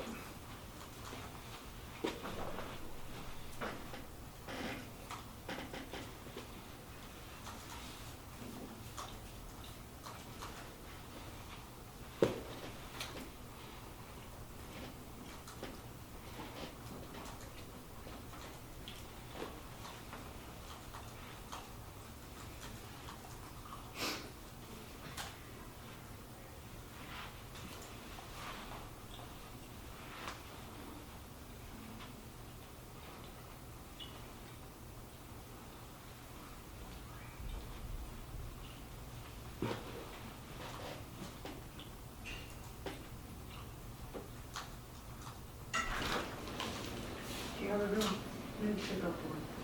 Okay. Is that your name or mine? Mine. Okay.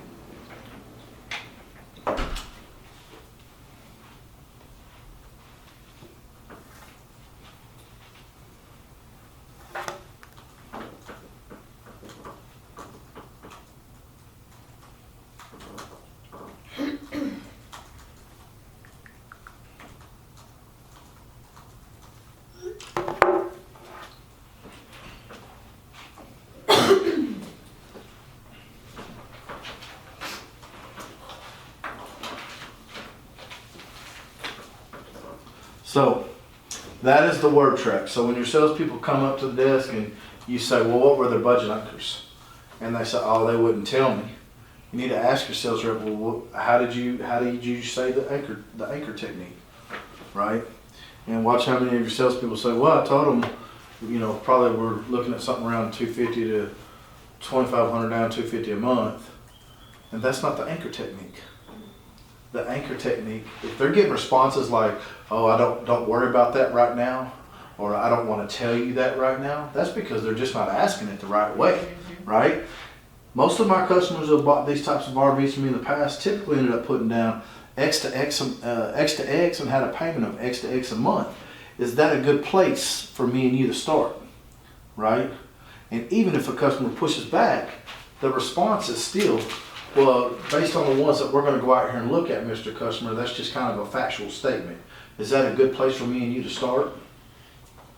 That's all we're trying to figure out, okay? Is that a good place for us to start, okay? You guys see that? All right, last but not least, after this immediately comes a credit question, because the credit question is going to validate whether or not these these budget anchors are going to be real or not. Okay, the anchor question, the credit question, is just a scale of 1 to 10.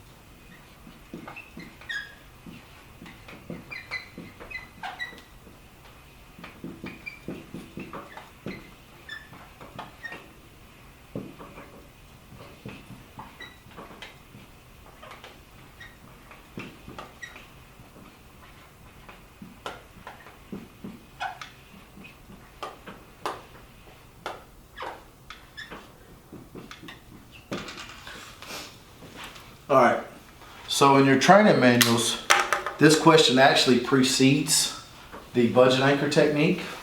And as somebody who's sold, I hate that, because not having a basis, a foundation for asking a credit question gives me pushback every time, okay? But if I can establish a budget anchor if I can establish a point of reference with the customer concerning their budget, then that gives me a basis to ask them about their credit. You guys see what I'm saying? So the word track becomes based on that, right? So it started with, so Jonah, I've got a pretty good idea of some Montanas that we're going to go out here and look at today, between that 36 to 40 foot range that you can pull with your 3/4 ton 2017 3/4 ton Chevy. Now I will tell you this, most of my customers who have bought these types of Montanas from me in the past typically ended up putting down like $6,500 to $7,500 down and had a payment of $650 to $750 a month. Is that a good place for me and you to start? Yeah, pretty close to it. Okay, cool. Well, based on that, if you was to rate your credit on a scale of 1 to 10, if 10 meant, hey, Warren Buffett, and 1 meant there's some bumps on the road, how would you rate your credit? I'd say about a 9. About a 9? All right, I'll tell you what, you want to see what we can go ahead and get you qualified for? No, I'll teach that in just a second, okay? Yeah. Because she didn't say 10. All right, but the message I'm trying to get you guys to understand here is number one, you got to ask this credit question. Your salespeople have to ask, okay? But number two, I'm teaching it to you just a slight different than what your manuals are going to teach, because there needs to be a basis for asking somebody about their credit, or they're going to become confrontational, and they're not going to want to tell you anything, Right. right? You're asking a confrontational question about my credit, which is my money, and you don't have no basis for asking me that yet, Right. right? So that's why I utilize it after the anchor technique. Okay? We ask it just a hair differently. Sure, go ahead. Don't do the 1 to 10, we can do 1 to 8. Okay. We had our previous RVP, he was like, let's try the 1 to 8. Mhm. Okay, why? Well, 8 being, okay, your credit score goes up 800 something, so people kind of Not a bad idea. familiarize yourself a little bit more. So we Yeah. said, on a scale of 1 to 8, 8 being the best, 1 being the absolute worst, how would you rate your credit? Yeah, not a bad idea. And that's what we've implemented. It's been working. Yeah, okay. It's just getting the guys to actually ask it. Very nice.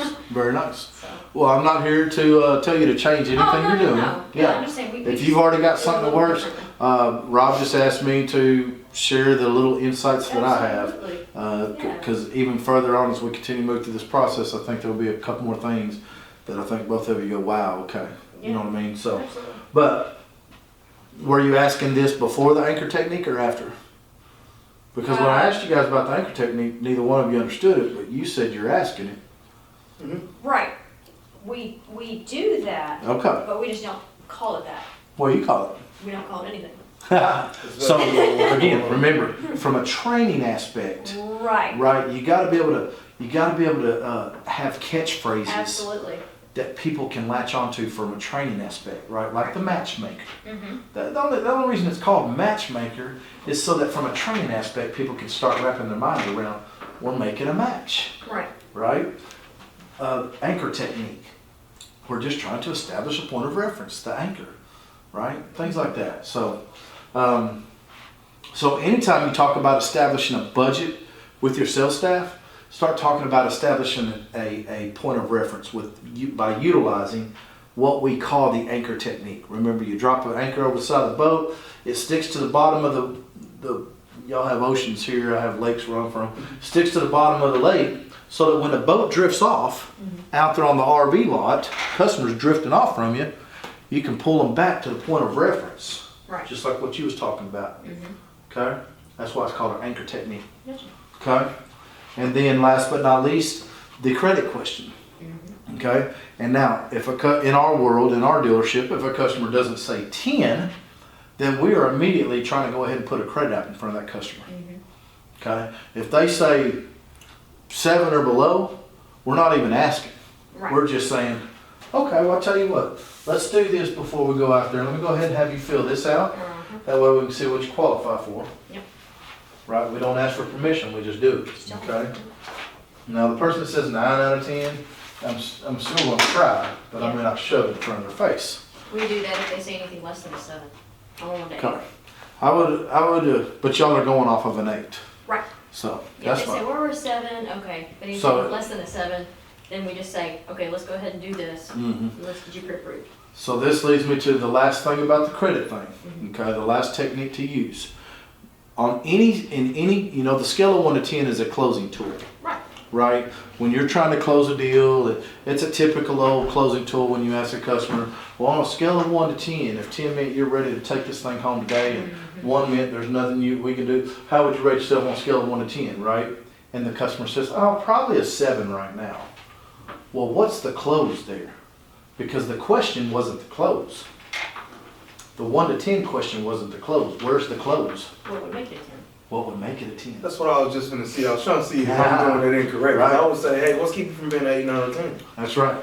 And then they'll really tell you where they stand in their life with their credit, and you'll know how to sell them. That's right. When you ask this 1 to 10 question, you're not asking 1 to 10 to find out, what you're asking it to find out what's going to make it a 10. Right. Because very rarely is anybody in a closing scenario going to tell you they're a 10 all the way. It's just a setup question to ask them, well, what will make it a 10? In the credit question, it's the same thing. On a scale of 1 to 10, if 10 meant you was Warren Buffett and 1 meant you had some bumps in the road, how would you rate your credit? Oh, a 7. Hey, that's not bad. Compliment them. Hey, that's not bad. What do you think keeps it from being a 10 though? Watch how many times customers will start telling you about their credit. All because I utilized that closing 1 to 10 close to its fullest effect. Right. Too many salespeople don't use that 1 to 10 to its fullest effect. They don't ask, what do you think keeps it from being a 10? Okay, so make sure you teach that to them, right? Because you'll get the guy who said he was a 7 out of 10, but he'll say, well, I mean, a few years back I got divorced and lost my truck in the divorce and it went on my credit. Yeah. Doggone woman. Right? Right? So now you have every right in the world to say, well, I'll tell you what, man, go ahead and fill this out for me right now so we can see what we can help you out with today. Right? All because I finished the 1 to 10 close. The 1 to 10 is not a close just because I asked, hey, what are you on a scale of 1 to 10? Right. It becomes a close when I say, well, what keeps you from being a 10? Okay? So make sure when you're teaching that credit question, you're teaching it from that aspect. Okay? Good? Good. So here's the reality. If we teach our salespeople how to get a customer to voluntarily turn control over to us through all the nuances of that greeting that I taught you, right? Because you got to understand each step of that greeting is and I'm talking about each step the customer's taking with us, is very crucial because at any point that customer's wanting to push back, at any point that customer's wanting to feel like they're not getting cornered, right?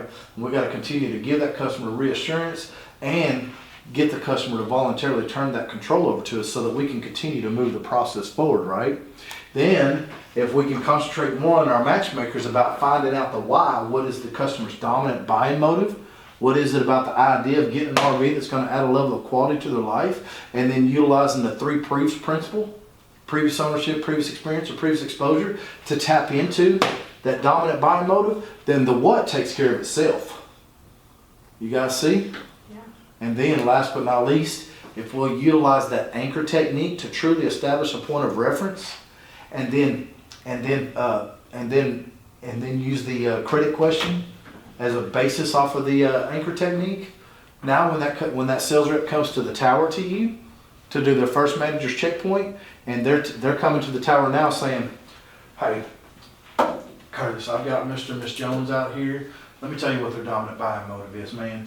They had one a couple years back, and it got totaled in a storm. It got wiped out, and they've been wanting to go again, but they didn't get a whole lot from that one. So they've just been saving up over the last couple of years because they used to go down to Lake Okeechobee over there, and they would go with their friends and families, and they love just grilling out and stuff like that. So what we're looking at today is like some 27-foot rear living style campers. They've got a truck that can pull up to about 7,500 pounds, and their budget anchors at this point is about $250 to $350, and a payment of $350 to $450 a month, and plus none of that. But they said that on a scale of 1 to 10, they were 8. But when I asked them what keeps them from being an 8, they said, "Oh, we don't know. We've never been late on anything." So they probably got pretty good credit, boss. You got any great ideas for me?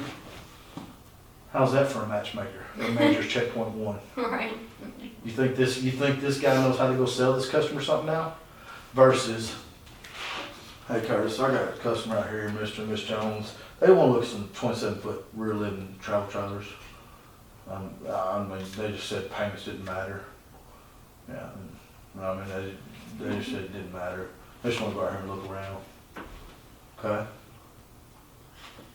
Yeah.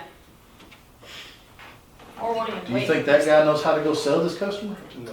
Right? So, just these simple principles right here. The what questions, y'all can teach them the what. All right? I'm trying to teach you the why. Start teaching your salespeople the why. Spend more time finding out the why than the what. Okay? And then drive home this anchor technique to them and the credit question to them. You do that, guys. Watch your sales watch just not only the sales process be executed more smoothly, but watch your gross profits go up too, because your salespeople are out there now selling them on the whys and not the whats. Right. Your salespeople are now taking them out there and selling them the perfect RV. Remember what I said, there's no such thing as the perfect RV. It doesn't become the perfect RV until a salesman sells them the perfect RV. Okay? So that's that lesson there. We'll move into breaking or keep going. Keep going till lunch meeting in a minute. Okay. Well, are you doing the matchmaker? Done with matchmaker. You want to add anything to it or? No, the biggest thing the reason why it's so important, this is where most deals are lost. Yes. That's right. Just like you said, you have, again, if right now, if you are in your store and you had a salesperson, you got information, you probably fall over in your chair, right? Yeah, It's few and far between that you get that. right. Most salespeople are terrified to even ask questions. Yep. And they just let the customers bully them from the start, and they go out there and I guess they hope to change things on the lot, but it doesn't happen that way. Right. You know that. So you got to make them buy in and understand that their job is to have the customer engaged in our sales process. Right. And when they ask questions, get answers. Okay? But it's about their approach, and it starts with that, again, the meet and greet. Mhm. If they don't do that meet and greet correctly and don't basically tell the customer, hey, I don't care if you're buying, I know you're here for information, and they don't do that, and they come across as, how can I help you? Or just basically just following the customer around, not sitting them down. You're done from the start. Yeah. Here's the worst thing is most of our salespeople are fairly new. Yeah. That's true. So y'all have to become masters of this. Y'all have to study this stuff. Y'all gotta be able to recite this. And with your GMs too, same thing. Absolutely. They've gotta be masters of this as well. And this is very important, just because I tell a lot of the guys, this is where you sell the sale. I mean, you can't even sell someone if you can't set them up like this. This is why the write-up comes so tough for some guys. Mm-hmm. Because they never got the customer comfortable to even tell them what we need to do right now for us to buy right now. Mm-hmm. You know, I mean, so that's basically the sale right here. This is everything that you need to make someone buy. We gotta get to the point to where this is so second nature that we rarely have a customer that doesn't just fall right in line with this. Right. Mm-hmm. But that's where it goes into the training and the role playing constantly. Yes, And sir. so all I would focus on, I mean, which y'all let take out your shorts, let them focus on is the meet and greet, the matchmaker. Yep. And I would just, Absolutely. they gotta be so consumed with this that they Yeah. have nightmares about it at night. Yep. They know when they come in the morning, this is what we're talking about again, and they gotta be comfortable, and put them on film too, Mhm. you know? They gotta role play it in front of everybody, on film, it's gotta be a big part of it. And you y'all gotta focus on this, and if y'all can get this part down, I mean, you could take someone that knows nothing about campers out there, and they can go and they can sell someone on an RV. Product knowledge is really important, Mm-hmm. but you get this right here, Mhm. and you know a customer's want Mhm. and what their dominant buying motive is and all that, you can sell them anything. Yeah. You may have a customer come in and want to look at a Montana, but you get all this stuff, and you may land them on a Springdale. You never know. Yeah. This is so important. Yes, sir. Get them to understand why they're buying on emotion. You know, because we think, oh, well, if you make it logical and make it make sense, then okay, people will buy. Well, cars, yeah, but not these. These are not must-haves. And then paperwork's just a formality. Right. That's all. So, yeah, you get this done, and now not only have you promised and guaranteed the customer you're going to a write-up, Absolutely. but now the salesperson will have confidence in the write-up. They already know what their anchors were with the down payment, monthly payment. The sales manager knows how to pencil their deal. Right. Mm-hmm. I mean, it all falls in line. But again, if we bump our head right here, now you're basically you're starting from behind, and you're hoping to fall into a deal. Mm-hmm. It just doesn't work. It doesn't work that way. So if they can't do this, really honestly, if they can't do this, they don't need to get your customers. That's right. That's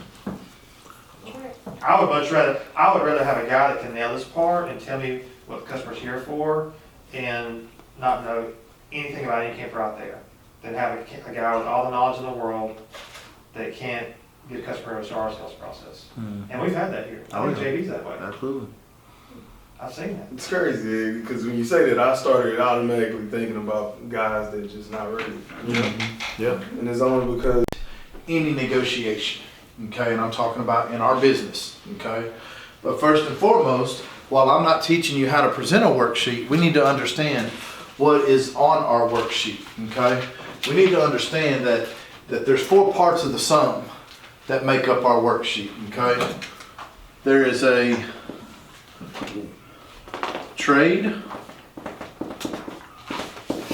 there's our price, there's a down payment, and then there's a monthly payment. 4 parts of the sum that make up the whole.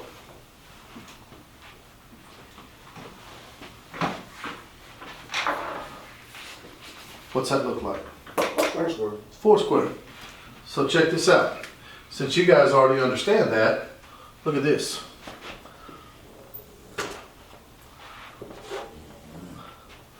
We've got a trade.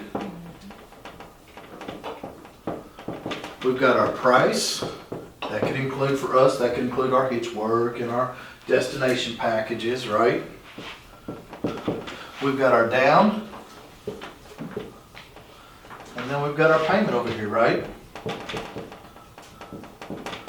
So the reality of what we're doing here is just a 4 square, all right? But there's something we need to make sure that, and you guys probably already know, there's something that we need to make sure we understand about what these 4 squares represent, okay? The top 2 squares here, this square and this square, this is your money.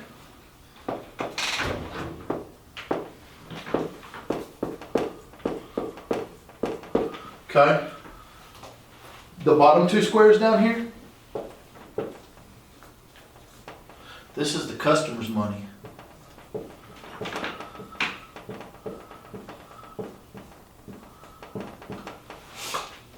So if I understand that there's 4 parts of the sum that make up the whole, but then I also understand what the 4 squares actually represent, that the top 2 squares are representing my money, and the bottom 2 squares are representing the customer's money, then what do I want to negotiate on this thing? Their money. The bottom. Their money. All right. So as long as we've got that foundation down there, I'm going to take you to 8 simple rules. Okay? This is what I call negotiation navigation.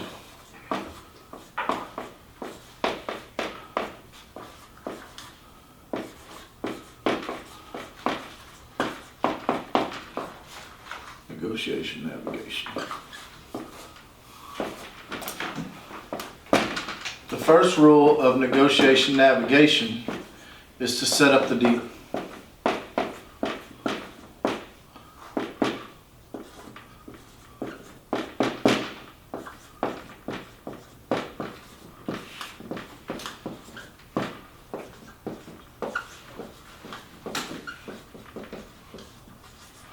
Customers should never be surprised. So what I mean by setting up the deal is there should be no aspect of what you're doing or what you're about to do with this customer or what you're about to negotiate with a customer that surprises them, okay? Which means you have to set that deal up. Now here's the reality. We just got done talking about the matchmaker, right?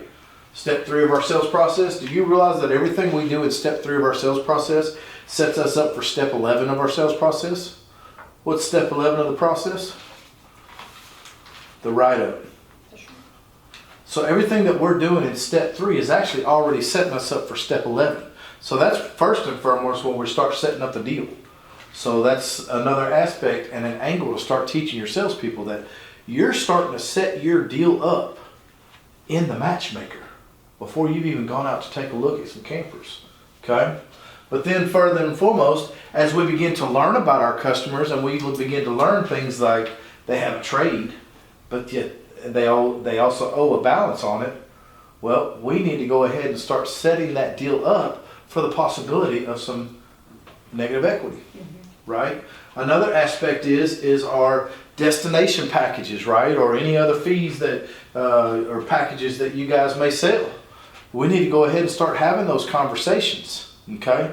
Because if we don't set up the negotiation and we roll out a worksheet in front of a customer and mollywop them upside the head with stuff that they weren't aware of yet, i.e. their negative equity, i.e. a destination package we're asking $2,000 for, then you kill the whole negotiation. Right. So the first rule of negotiating is you better set the deal up, okay? Set it up, all right? The second rule of negotiating is to start with your numbers.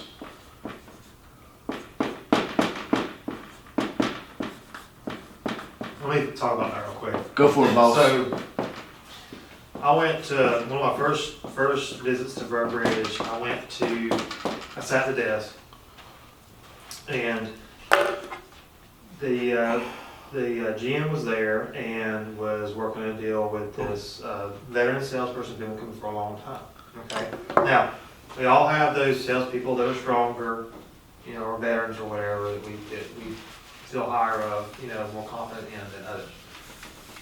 So anyway, he brings up a worksheet, and I'm just sitting there watching, and I see the salesperson bring this worksheet up, and it's blank, except for the price. It says customer offer 62,000, and he just gave it to the GM, and so he's sitting there looking at it, and the GM says, "What does he want for his trade?" And the sales associate says, "Oh, well, he wants around 15 for his trade." I'm just looking there listening, and then so I see the GM pencil it, he's penciling it. So he puts down 15,000 on the trade, and as he's building his deal at this trade, he did 11. So he immediately, the salesperson's finna trade out a lot, which I don't care if it's credit card on, you can't do that. Right. You know. Not only that, he comes in and it's a reverse pencil. I mean, the customer's working the desk. Yes. The customer's doing the worksheet on the desk. They just gave him $2,000 gross profit. Right, Right there. from the jump. So we always start with our numbers. No matter what the salesperson says, no matter what the customer says, we're always starting with our numbers. Even when they come in with a signed commitment, I just still don't even fucking look at it, just go. Yeah, you got to. Do the regular write-up. If you don't, well, first off, you lose credibility with the customer, okay? But secondly, you're losing credibility with the salesperson that thinks they can work you. And something I always say is, I've always said that salespeople, or anybody, they're not gonna wear me out. You know, and I'll say it to my GMs, you're not gonna wear me out, I'm gonna wear you out. You know, don't let the salespeople wear you out, because they will. If they think they can get by with it, they'll do it. Right.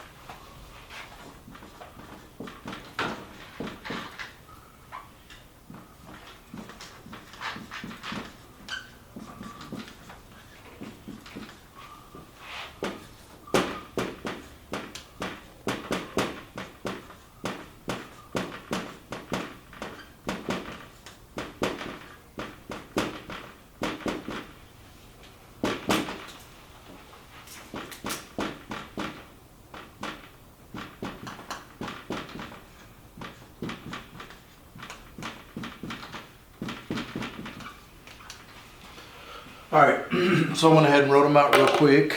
So, we went over rule number 1, right? You guys understand what I mean by setting the deal up?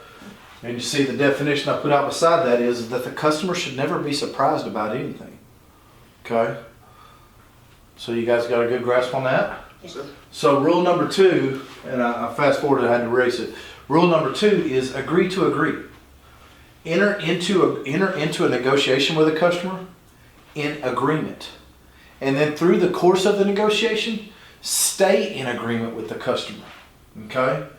What I mean by that is never disagree. Okay? Because what we're trying to do is we're trying to get somebody to see something the same way we see it. Okay? Think about the people you're friends with. You're friends with them because they see life and they believe in things that you believe in. Y'all see things the same ways. That's why y'all are friends, right? And people who don't see things the way you see things, and people who don't believe in things that you believe in, y'all aren't friends. True. So in a negotiation, I got to make a friend here, right? So if I move into disagreement with the customer, am I ever going to be able to pull him to my side of the table in agreement? Right? So I want to always agree to agree, okay? So that also becomes part of how I set the deal up, okay? I let that customer know, I say, Miss Jonah, what I'm going to do here is I'm going to go to my management and I'm going to get our first set of numbers. That way me and you can see where they're going to start from. But then I want you to know that I'll work with you to help you get the kind of deal that you're looking for. Fair enough? Okay? Now this doesn't mean that once I present my numbers that I'm going to cow down. I'm going to close you on my numbers. But right now I'm going to enter into an agreement with you. Okay, this works perfect for the customer that Rob's talking about who wants to fire out and say, look, buddy, if you can't come back with 10 grand for my trade, don't even bother coming back. You know what, Rob, I'll tell you what, man, keep that number to yourself right now because it really wouldn't even be fair for me to know at this point. Let me do this. Let me go get my first set of numbers from management. That way me and you can kind of see where they are going to start from, and then I'll work with you to help you get the best deal. Fair enough? You see how I stay in agreement with him? Yeah. Right? Even if you're out on the lot with a customer and customer says, even if you're out on the lot with a customer and you're showing them a Coleman and they've said, wow, I got a Jayco down the street just like this Coleman here. They're selling that Coleman for $99.95. Cut them off. Hey, I tell you what, buddy, keep that number to yourself right now. It wouldn't even be fair for me to know. Let's do this. Is this the one that you like? If all the terms and figures were agreeable, could I earn your business on this? Great, let's go inside and see what we can do for you, right? Always stay in agreement, okay? So that you can move to rule number 3, which is always start with your numbers. Never start with the customer's number. And why do we never start with the customer's number? Because you can never get there. So the customer's right when he says, don't come back if you can't do that. Yep, you're right. I can't even come back now, so there is no negotiation. Right? Yes. So again, set the deal back up, agree to agree, and start with your numbers. Okay? Never let your salespeople start with the customer's number. Right? Never. We can't get there. If we start with the customer's number, do you think it's a number that we can achieve? We want to start with our number. All right? Then the fourth rule is to understand what the numbers represent. That's why I broke this out to you first. Okay? Understanding there's 4 parts of the sum that we're negotiating. Okay? And then understanding what they really represent. The top numbers, I don't know if y'all can see that all right. The top 2 numbers, that's your money. The bottom two is the customer's money. Okay? So, if I understand what they represent, then I know what area of this worksheet I want to negotiate off of, don't I? The bottom. That's right. I want to always negotiate the bottom. But then none of that, I understand something else. If the customer's always trying to push me back to the top, it's because they probably need their money, the down payment or the monthly payment, to change. So when I initially present my worksheet and I push it all the way through the bottom and present, I go through my numbers, the trade, then the down payment, monthly payment, and I say, hey, if you don't have any reservations at this point, just let me know which option works best for you, and this next to it, and I'll get it ready for your immediate delivery. And immediately the customer fires back with, well, you ain't giving me enough for my trade. Well, number one, I'm going to stay in agreement with the customer. All right, I'm going to ask him to justify first. I'm going to say, well, what do you mean? Well, I can sell my trade for $10,000. I'm with you, Mr. Customer. I'm gonna stay in agreement with you. I'm with you. Heck, you know what? As a matter of fact, if I had your unit like this too, I'd probably be trying to sell it for $10,000 as well. But I don't know that I can get 10 for it today, because let me tell you what management's looking at. You told me that the tires were 6 years old at this point. We've got to change them out after 5 years. Then not only that, you even admitted that the awning fabric a little bit has been ripped up a little bit. We're gonna have to replace that. I think them giving you $7,000 is being pretty fair for it. But let me ask you a question. Whether I can get you more for your trade or not, are you okay with X amount down for X amount a month? And the reason I go there, which I'm jumping rules here, but the reason I go there is because I'm testing whether or not his idea that he needs more for his trade, trying to negotiate my money, isn't because he really needs to negotiate his money down here. Isn't because he thinks, because we're showing him $3,000 down here, that if he got an extra 3 for his trade, he could do 0 down. Because if 0 down's the close, then 10 grand for the trade's not the close. Understand what the numbers represent. Same if it comes to your price, right? Customers trying to beat you up over $2,000. You're showing them $5,000 down here at a payment of $500 a month, and they want to beat you over $2,000 down here. Maybe it's because they only want to do it with $3,000 down. So, but they think in their mind, I got to get you to come 2 grand off your price, right? Understand what the numbers represent, okay? Which leads us to this rule here, which you heard me insinuate to it. Talk the top, commit the bottom. Top numbers are your numbers, right? Bottom numbers are the customer's numbers. Again, I'm going to stay in agreement with the customer, and I'm going to be willing to talk the top with them. When the customer wants to talk the top with me, I'm going to talk the top with them. Whether it's about getting more for the trade, I'm going to stay in agreement, be on their side. I'm going to ask them to justify, then I'm going to justify as well, but we're going to stay in agreement and talk about it. My price compared to another price. We're going to stay in agreement and we're going to talk about it. But then I'm going to make sure that I don't miss where the close is, and I'm going to push him right back down to the bottom, which is hidden numbers. Whether I can get you that extra $2,000 off or not, are we okay with $8,000 down at $580 a month? Because if he says, no, I didn't want to do that much down, then I know the $2,000 he wanted off my price has nothing to do with what we're trying to negotiate here. So let's just talk that top, but let's go commit this bottom. Okay? The fact that he wants an extra 3 grand for his trade, but he wants to do 0 down, right?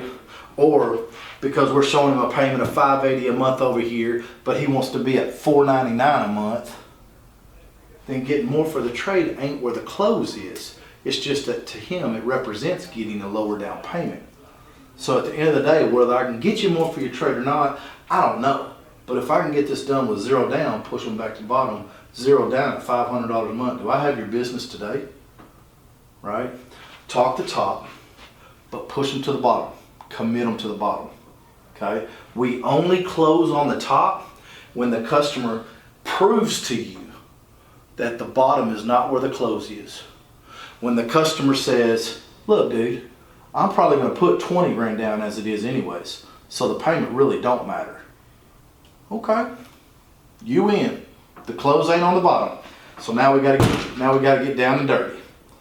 Okay, but make sure your sales reps aren't closing on the top when the close was really on the bottom. Mm-hmm. We lose, meaning money. We lose profit when we close on the top. We gain profit or save profit when we close on the bottom. Sure. Make sure we're not missing where the close is. Okay, I see too many negotiations where we're closing on trade and price or throwing out hitch work and stuff like that, when the reality is all they wanted was $2,000. They wanted to get into it for $2,000 down at $225 a month. But yeah, we done threw out hitch work, we done threw out, discounted our destination package, plus gave them an extra 2 grand for the trade. Why? Could we not figure out how to mathematically get there and get creative with it? Right? We're supposed to be the mathematical geniuses behind the desk. Right? So, you guys understand that? Oh, yeah. All right. So, talk the top, commit the bottom, which my motto there is push it to the bottom, push it to the bottom, push it to the bottom. All right?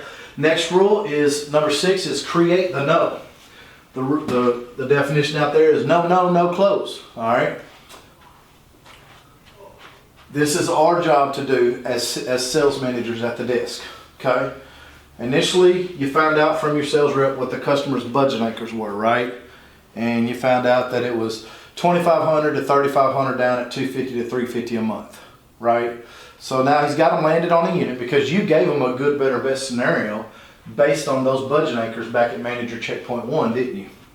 And you told that sales rep, go show this good scenario, go show this better scenario, and go show this best scenario. And they're all three of these scenarios are based on what you told me their budget anchors were.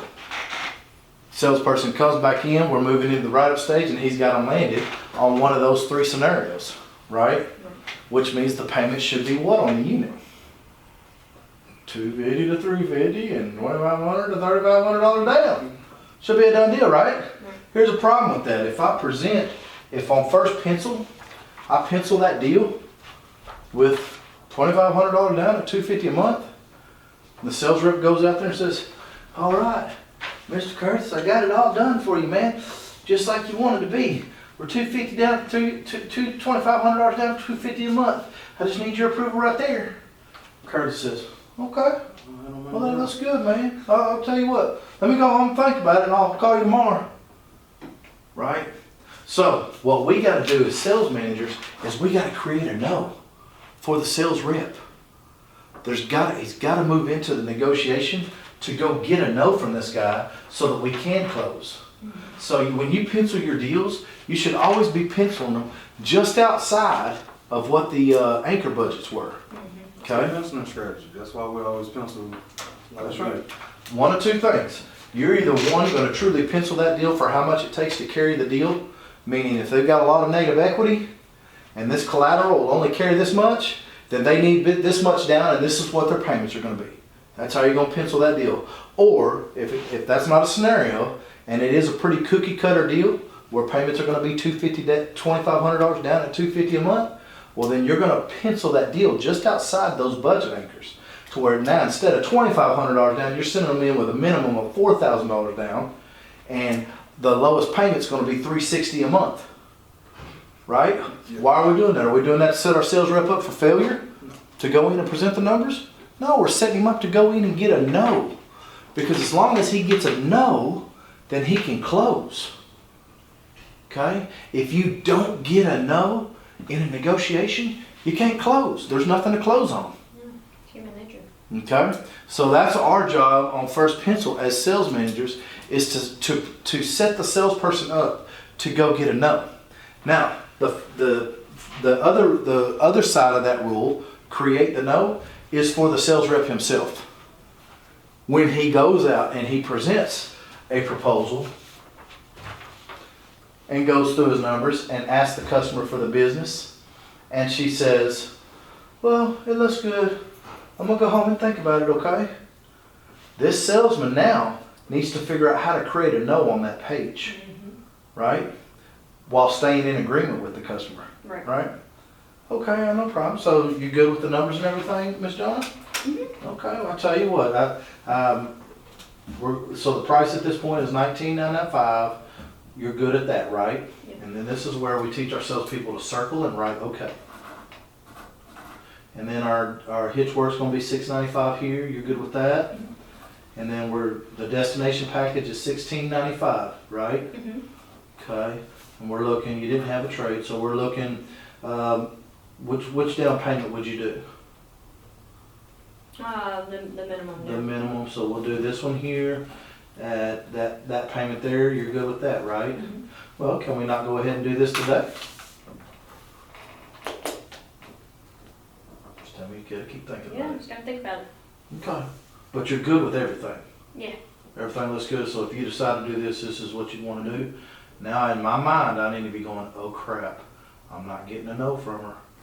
I gotta create a no so I can close, right? So this is where as a sales rep, I gotta learn how to be able to create a no on this page. And I say, okay, well, no problem, Miss Jonah. I'll tell you what, I'll let management know and everything, but hold on a second.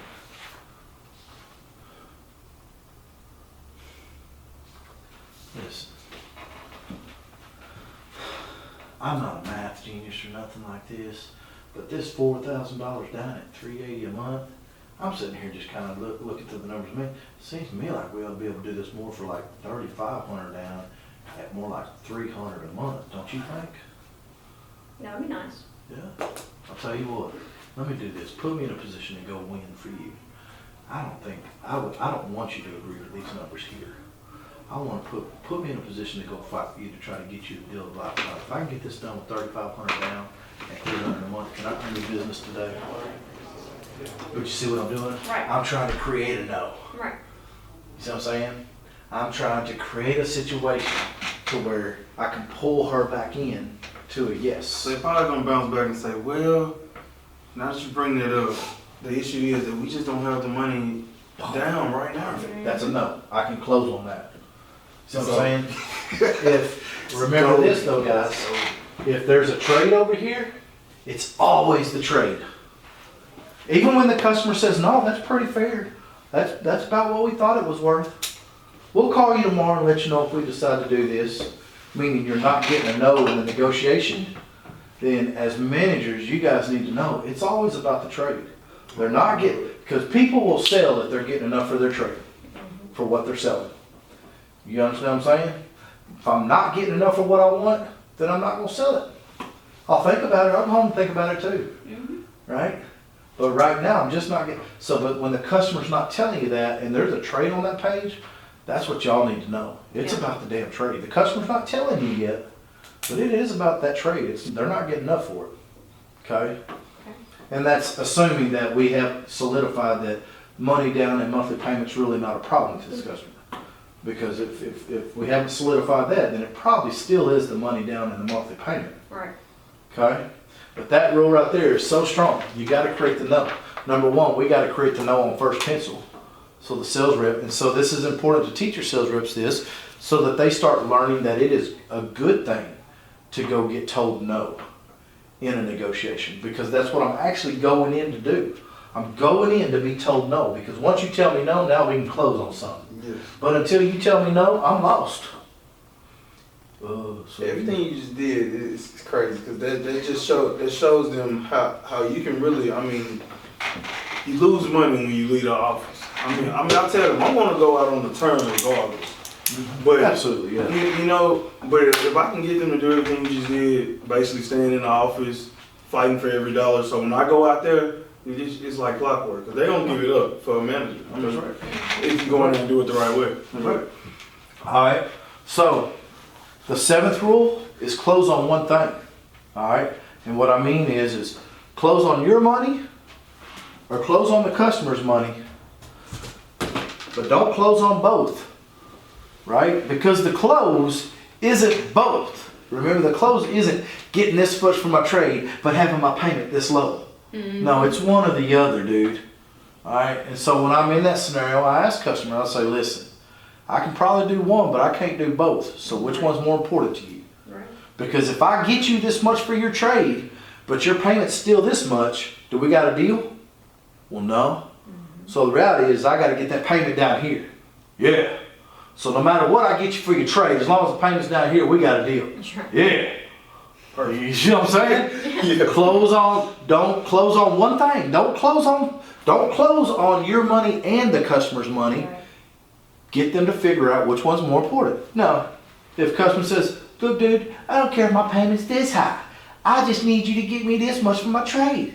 Got it. Alright, so what you're saying is, even if your payment was this much a month, with this much down, you can do that. Yeah, man. Alright, so I gotta get you this much for your trade. Yup. Alright, sign here. Give me your credit card. Right? Close on one thing. Don't close on two. Alright? You got that? And then last but not least, guys, this one's huge. Don't be afraid to fail. It is the expectation. Do you guys realize that if you're truly executing this sales process to a T, okay, and we're truly doing good matchmakers, meaning we're setting the deal up early in our matchmakers, right? And then we're coming to the desk and executing great manager checkpoint ones for strategy so that we can put together a true good, better, best scenario to take the customer out there and show the customer a good, better, best scenario. And we take them out and we show them our good, better, best scenarios all while listening for their hot buttons. And we start to realize through the good, better, best scenarios, the one that I have the best chance at selling them is this one. And so then I move into product demonstration and I do a double dollar demo and I get them excited about it. I raise that ether level of them. And then I ask them if this is one that they can see themselves camping in, and they say yes. And I say, well, let me show you some more stuff before you guys leave. And I take them on a value walk in my dealership to show them what else they get from me other than just buying an RV. And then I bring them back into my office before we're leaving so that I can go do a manager's checkpoint too, so I can let them know, hey, I want to keep moving this process forward with this customer, so that when they put together a proposal for me to go present in front of my customer. You ready to go out here and have some fun? Come on, follow me. Sure. Right? And see, the good, better, best scenario is a sales pitch to the customer. Okay?